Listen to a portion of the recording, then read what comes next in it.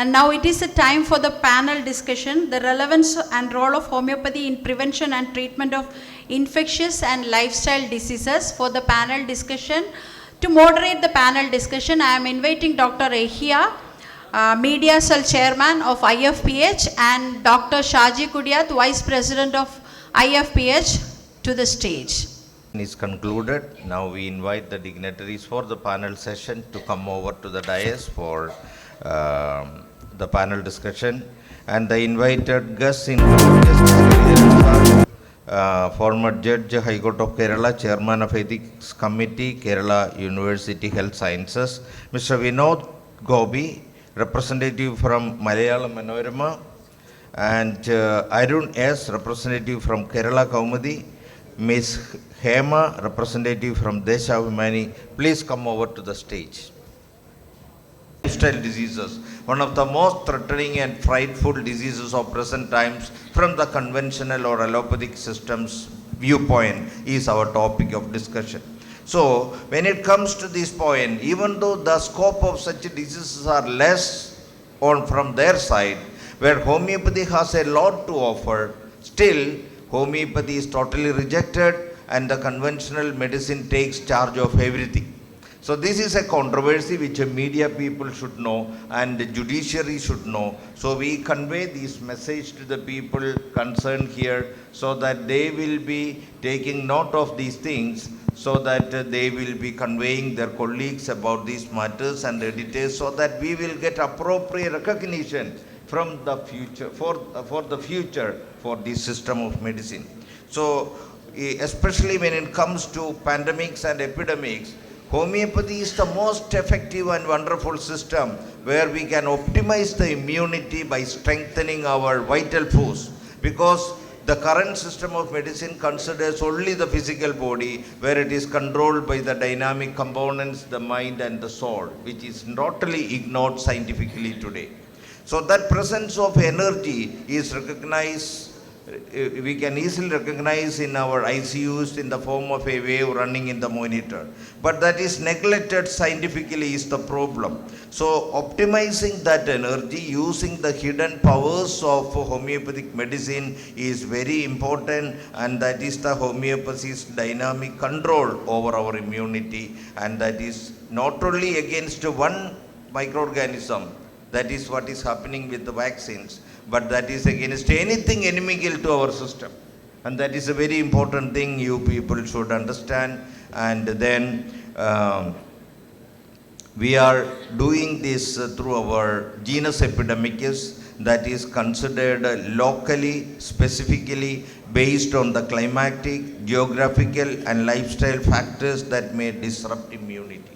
In the case of pandemic, we generalized because there was a frightening factor that appears globally due to pandemic. So one medicine affected, improved, and can be made possible to utilize globally, that is arsenic album, where fear comes first. But in case of future, that may not be applicable, where we need to select locally and where the potential is high, and we wish media should take note of that. Because every time when a new disease comes, people ask the question, why the homeopathy community is come after with everything come out, new disease, others has no medicine, homeopaths are telling they have medicine for prevention and treatment. How it is possible? It is possible because we are treating based on a natural law that is universally acceptable and that is proven. That is called similia similibus curantur. As long as that law works, homeopathy works, and we will be able to treat and cure and prevent any old or new disease.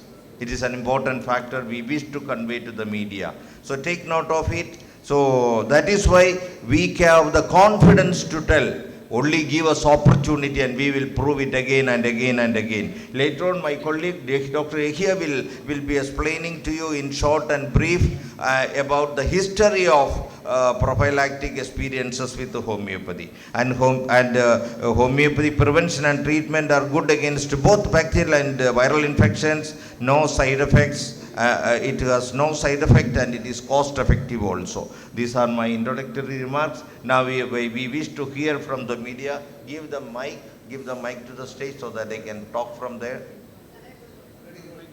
Okay, so now I give the chance to listen from the media people from left to right. Please start, Ma'am Hema. Your opinions.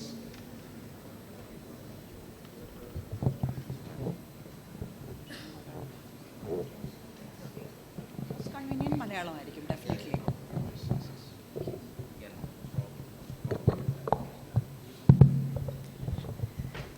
ആദ്യമേ തന്നെ ഒരു thanks പറയട്ടെ.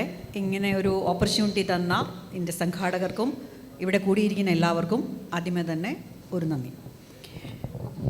ഒരു health reporter എന്ന നിലയിൽ എനിക്ക് വിഷമമുണ്ട്, ബുദ്ധിമുട്ടുണ്ട്. ഹോമിയോപ്പതിയെ പറ്റി കുറച്ചേ അറിവേ എനിക്കുള്ളൂ എന്ന് പറയാനായിട്ട്. അതിന് എൻ്റേതായ ചില ന്യായങ്ങളും കാരണങ്ങളും ഉണ്ടാവാം. എങ്കിലും ഹോമിയോപ്പതി എന്ന് പറയുന്നത് എൻ്റെ മനസ്സിൽ വളരെ ചെറുപ്പം മുതൽ തന്നെ മനസ്സിൽ പതിഞ്ഞ ഒരു കാര്യമായതുകൊണ്ട് ആദ്യമേ അവിടെ നിന്ന് ഞാൻ തുടങ്ങട്ടെ. എൻ്റെ അച്ഛൻ ഹോമിയോപ്പതിയുടെ വളരെ വളരെ അടുപ്പമുള്ള, ഇഷ്ടമുള്ള, ആ മെഡിസിനോട് വളരെ താല്പര്യമുള്ള ഒരാളായിരുന്നതുകൊണ്ട് ചെറിയ കുട്ടിയായിരിക്കുമ്പോൾ അസുഖങ്ങൾ വരുമ്പോൾ എപ്പോഴും ഹോമിയോപ്പതി മെഡിസിനായിരുന്നു ആ കാലഘട്ടത്തിൽ തന്നിരുന്നത്. ഒന്ന്, ഒരു ഗ്രാമപ്രദേശമായിരുന്നു. മോഡേൺ മെഡിസിനൊക്കെ ആ കാലത്ത് ഒരു ഗ്രാമത്തിലേക്ക് എത്താൻ വളരെ താമസമുണ്ടായിരുന്നു. അടുത്തൊരു ഹോമിയോപ്പതി ഹോസ്പിറ്റൽ ഉണ്ടായിരുന്നു. അതും അതിൻ്റെ ഒരു കാരണമായിരിക്കാം.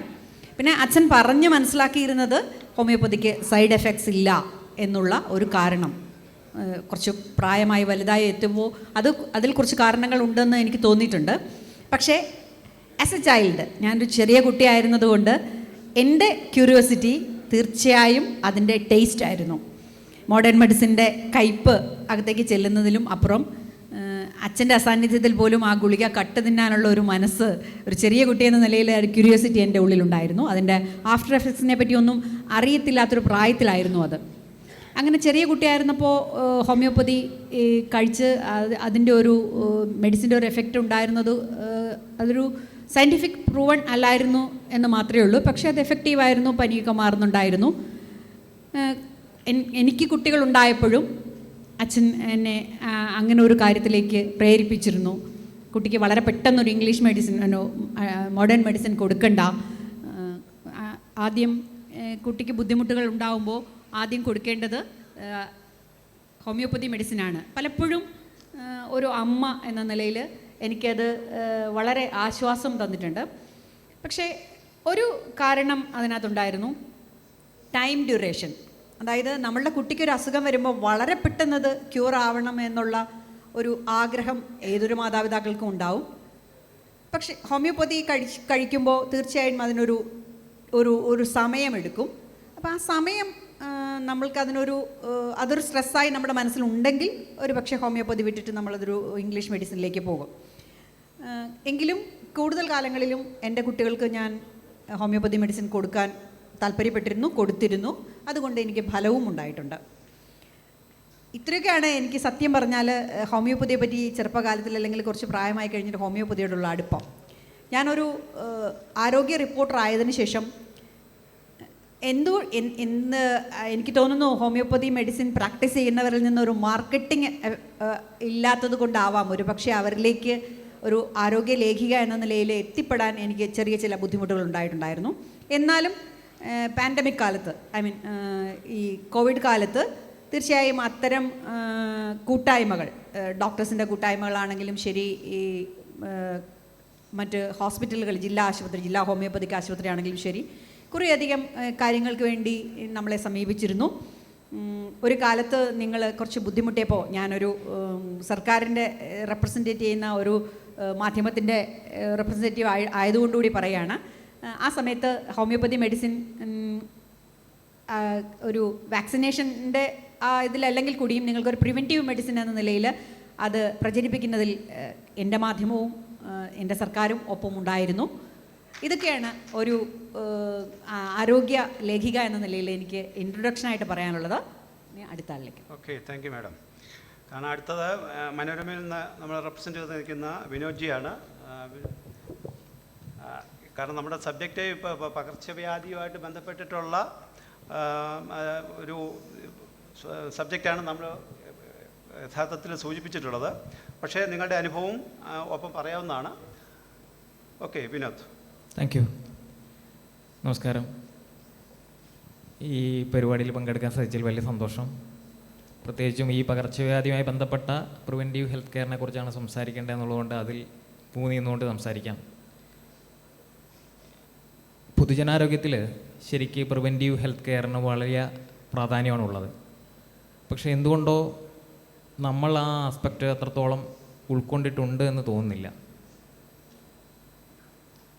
ഒരാൾക്ക് രോഗം ബാധിക്കുന്നു, അത് ചികിത്സിച്ചു മാറ്റുന്നു എന്ന ഒരു ആംഗിളിൽ ഊന്നിയാണ് പൊതുവെ നമ്മുടെ ആരോഗ്യമേഖല സഞ്ചരിക്കുന്നത്. പക്ഷെ അതിനപ്പുറം രോഗം വരാതിരിക്കുക എന്ന പ്രിവെൻറ്റീവ് ഹെൽത്ത് കെയർ ആസ്പെക്റ്റ് അത് അത്രത്തോളം നമ്മുടെ സൊസൈറ്റിയും അതുപോലെ തന്നെ ആരോഗ്യമേഖലയും ആ അർത്ഥത്തിൽ ഉൾക്കൊണ്ടിട്ടില്ല. ഒരു കുറ്റകൃത്യം നടന്നിട്ട് പ്രതിയെ പിടികൂടാനും ജയിലിലിടാനും ഒക്കെ നമുക്ക് കഴിയും. പക്ഷേ കുറ്റകൃത്യം നടക്കാതിരിക്കുക എന്ന സാഹചര്യം ഉണ്ടാക്കുക എന്നുള്ളതാണ് യഥാർത്ഥ പോലീസിങ് എന്നാണ് ഞാൻ വിശ്വസിക്കുന്നത്. അതുകൊണ്ട് തന്നെ ആ കാര്യം രോഗത്തിൻ്റെ കാര്യത്തിലും ബാധകമാണ്.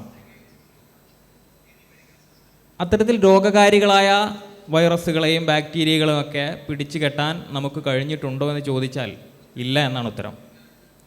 ഒരു ഉദാഹരണം മാത്രം പറയാം.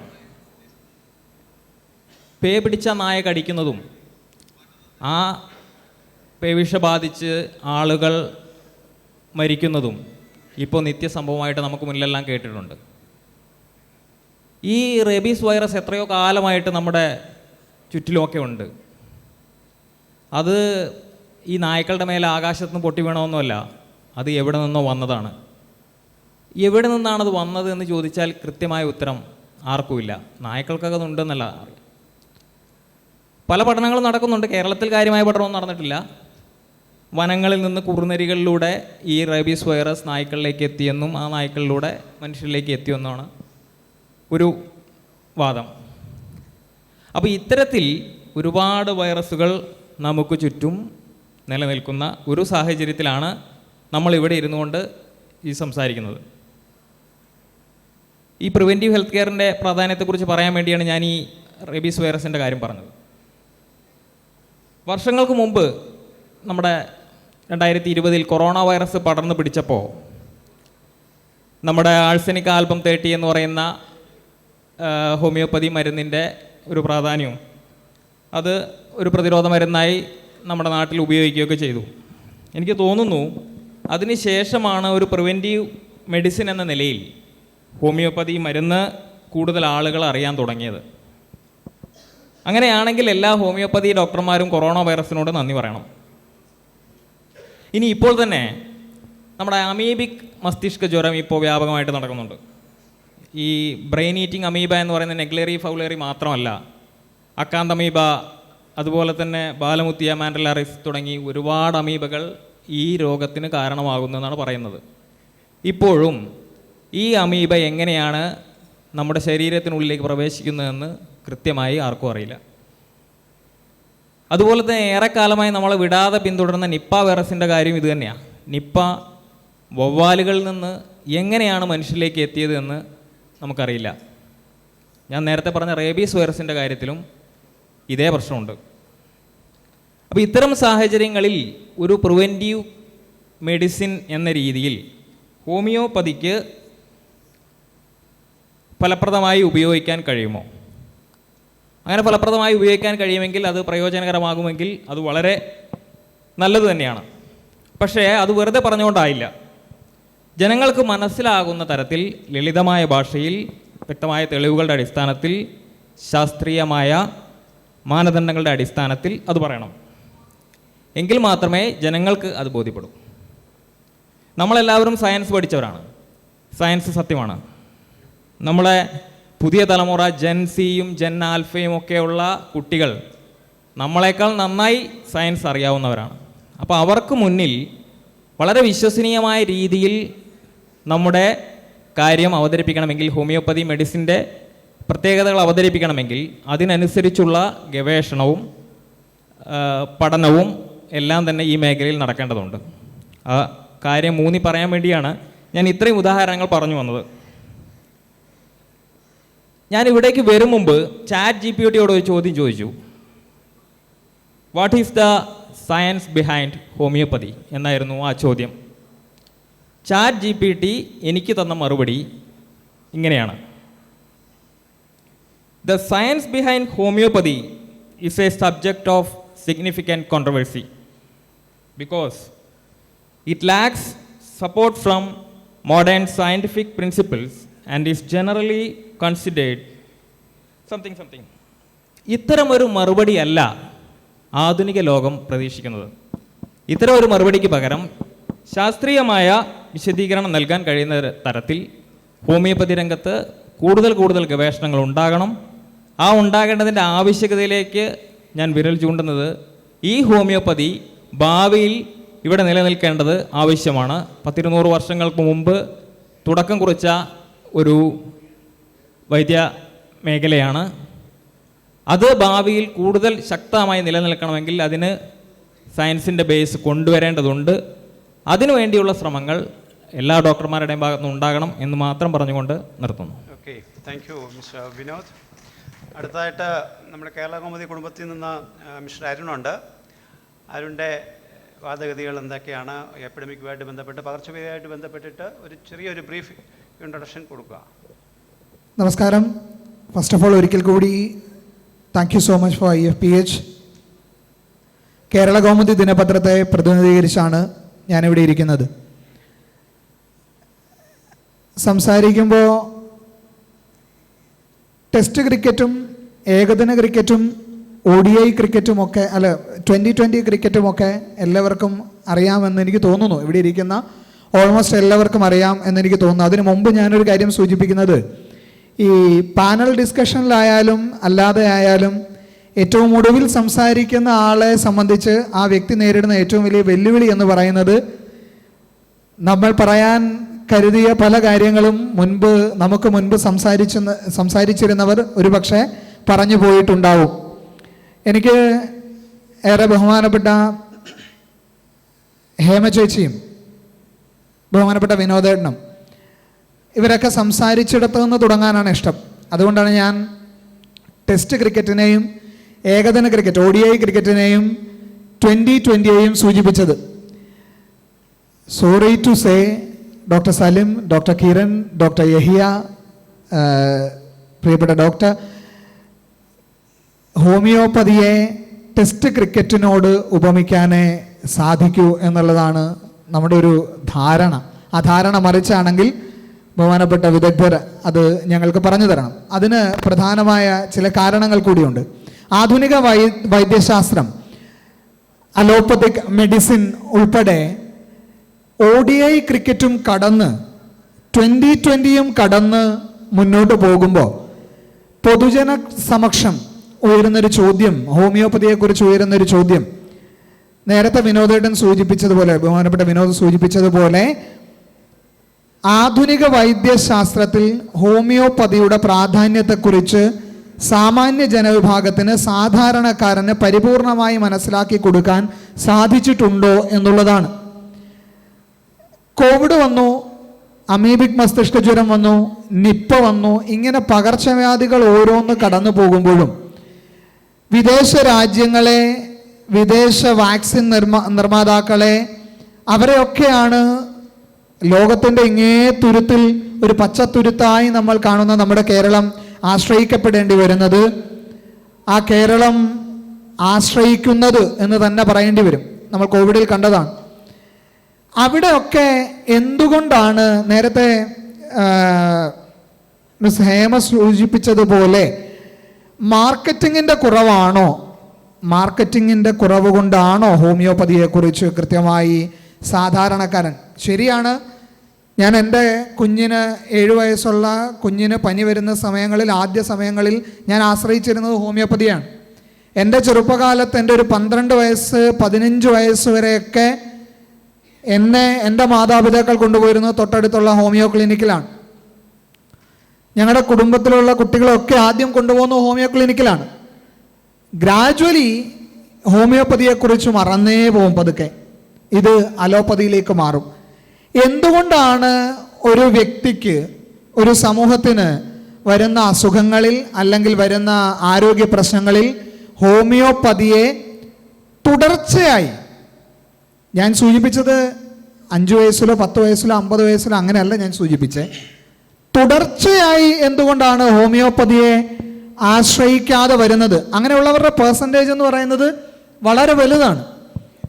ഹോമിയോപ്പതിയിൽ മാത്രം നോക്കി പോകുന്നവരുടെ എണ്ണം വളരെ കുറവാണ്. എന്തുകൊണ്ടാണ് അങ്ങനെ വരുന്നത് എന്ന് കൂടി ചിന്തിക്കണം എന്നുള്ളതാണ് ഈ ഒരു അവസരത്തിൽ പറയാനുള്ളത്. ഇത് ഞാൻ ഒരിക്കൽ കൂടി സൂചിപ്പിക്കുന്നു, ഇത് കേരള കൗമുദിയെ പ്രതിനിധീകരിക്കുന്നത് കൊണ്ട് നേരത്തെ ബഹുമാനപ്പെട്ട വിനോദ് പറഞ്ഞതുപോലെ ഇത് Kerala കൗമുദിയുടെയോ entire media ഫ്രട്ടേണിറ്റിയുടെയോ അഭിപ്രായമല്ല.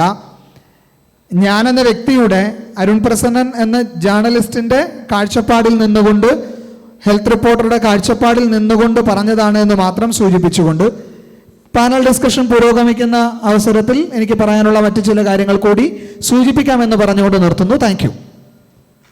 Okay, Hariharan സാറിൻ്റെ കമൻസ് പറയാം. ശ്രീമതി ഹേമ, വിനോദ്, അരുൺ 3 പേരും പറഞ്ഞ കാര്യങ്ങൾ കേട്ടു. എന്തുകൊണ്ട് നമ്മൾ ഹോമിയോപ്പതിക്ക് അർഹമായ പരിഗണന കൊടുക്കുന്നില്ല എന്നുള്ളതാണല്ലോ പ്രധാനമായിട്ട് വന്നത്. ഒറ്റ നോട്ടത്തിൽ പറയാമെന്നുള്ളത്, ഹോമിയോ മറ്റ് ആയുഷ് സിസ്റ്റങ്ങളെ അപേക്ഷിച്ച് നോക്കുമ്പോൾ ഇപ്പോഴും ശൈശവ അവസ്ഥയിലാണ് എന്നുള്ളതാണ്. ആയുർവേദവും മറ്റുമൊക്കെ എത്രയോ നൂറ്റാണ്ടുകൾക്ക് മുമ്പ് ചരകൻ്റെയും മറ്റുമൊക്കെയുള്ള പല പല കൃതികളിലൂടെയൊക്കെ നമുക്ക് പരിചിതമാണ്. മുമ്പ് മുതൽ തന്നെ നിലവിലിരുന്നു. ഹോമിയോപ്പതി നിലവിൽ വന്നിട്ട് 2 ശതാബ്ദത്തോളം ആയിട്ടുള്ളൂ. അതിൻ്റെ കൂടെയുള്ള മറ്റൊരു കാര്യം, ആളുകളെ ചികിത്സയ്ക്ക് സമീപിക്കണമെങ്കിൽ അതുകൊണ്ട് ഫലം കിട്ടും, ഏറ്റവും വേഗം നല്ല ഫലം കിട്ടുമെന്നുള്ളൊരു വിശ്വാസം വരണം. ഇത് വാസ്തവത്തിൽ പല രോഗങ്ങളുടെ കാര്യത്തിലും ആളുകൾക്കറിയാം, അനുഭവത്തിൽ നിന്ന് തന്നെ അറിയാം. ഉദാഹരണത്തിന് ഇപ്പോൾ ജോണ്ടിസ് വരുന്നു, മഞ്ഞപ്പിത്തത്തിന് അലോപ്പതിയിൽ കാര്യമായ ചികിത്സയൊന്നും ഉണ്ടായിരുന്നില്ല, ഇപ്പോഴും ഇല്ലെന്നാണ് എൻ്റെ വിശ്വാസം. ഞാൻ എൻ്റെ കുട്ടിക്കാലത്ത് 35 ദിവസത്തോളം ആശുപത്രിയിൽ കിടന്നു. ഡോക്ടർ വയറിളക്കലും കാൽഷ്യവും വൈറ്റമിൻ സിയും മാത്രം തന്ന് എന്നെ അവിടെ കിടത്തുകയായിരുന്നു. കാരണം വേറെ ചികിത്സയില്ല എന്നാണ് അദ്ദേഹം പറഞ്ഞത്. അതേസമയത്ത് ആയുർവേദത്തിലും ഹോമിയോപ്പതിയിലും ജോണ്ടിസിന് ചികിത്സയുണ്ട്. ചിക്കൻ ബോക്സിൻ്റെ കാര്യത്തിലുമൊക്കെ ഇതുപോലെ തന്നെ പല കാര്യത്തിലും വളരെ എഫിഷ്യൻ്റ് ആണെങ്കിലും ഇവിടെ ശ്രീ വിനോദ് സൂചിപ്പിച്ച റാബീസിൻ്റെ കാര്യം എടുക്കാം. പേപ്പട്ടി വിഷം ബാധിച്ചു. ആരെങ്കിലും അലോപ്പതിയിലല്ലാതെ ഒരു റിസ്ക് എടുക്കാൻ തയ്യാറാകുമോ? അലോപ്പതിയിൽ തന്നെ കൃത്യസമയത്ത് ഇഞ്ചക്ഷൻ എടുത്താൽ മാത്രമേ ഉള്ളൂ. പക്ഷേ അങ്ങനെയാണെങ്കിൽ ഫലം ഏതാണ്ട് 100% എന്നുള്ളത് ഇപ്പം അനുഭവത്തിൽ നിന്നറിയാം. അപ്പോൾ ഇതുപോലെ ഒരു റിസ്ക് നമ്മൾ ആരും എടുക്കില്ല. കാരണം ഒരു സ്റ്റേജ് കഴിഞ്ഞാൽ പോയിൻ്റ് ഓഫ് നോ റിട്ടേൺ ആണ്. ഇങ്ങനെയുള്ള സന്ദർഭങ്ങളിൽ ആണ് ഇൻ്റഗ്രേറ്റഡ് ട്രീറ്റ്മെൻറ്റിൻ്റെ ആവശ്യകത വരുന്നത്. ഏതെങ്കിലും അമീബിക് ടൈഫോയിഡ്, അമീബിക് ജ്വരം, മെനഞ്ചൈറ്റിസ്, അതിൻ്റെ കാര്യം പറഞ്ഞു, റാബിസിൻ്റെ കാര്യം പറഞ്ഞു. ഇതുപോലെയുള്ള അസുഖങ്ങളിൽ അലോപ്പതിയിലെ കാര്യമായ പ്രയോജനം കിട്ടുന്നില്ല എന്നുള്ള ഘട്ടത്തിൽ അതിൻ്റെ കൂടെയെങ്കിലും ചേർന്ന് പരീക്ഷണങ്ങൾ നടത്തി ഇത് വിജയിപ്പിക്കാം എന്ന് തെളിയിച്ചാൽ തീർച്ചയായിട്ടും ആളുകൾ മുന്നോട്ട് വരും. അപ്പോൾ അതിന് ഒരു പല തടസ്സങ്ങളുണ്ട്. ഞാൻ പറഞ്ഞല്ലോ ശൈശവാവസ്ഥയിലാണെന്ന്.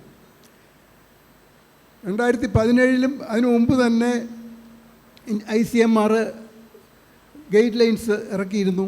എനിക്ക് തോന്നുന്നു 2008 മറ്റാണ് ആദ്യത്തെ വന്നത്. പിന്നെ 2017 ഇപ്പോൾ നിലവിലുള്ള അലോപ്പതിക് സിസ്റ്റത്തിലുള്ള മെഡിക്കൽ റിസർച്ചിനുള്ള ഗൈഡ് ലൈൻ.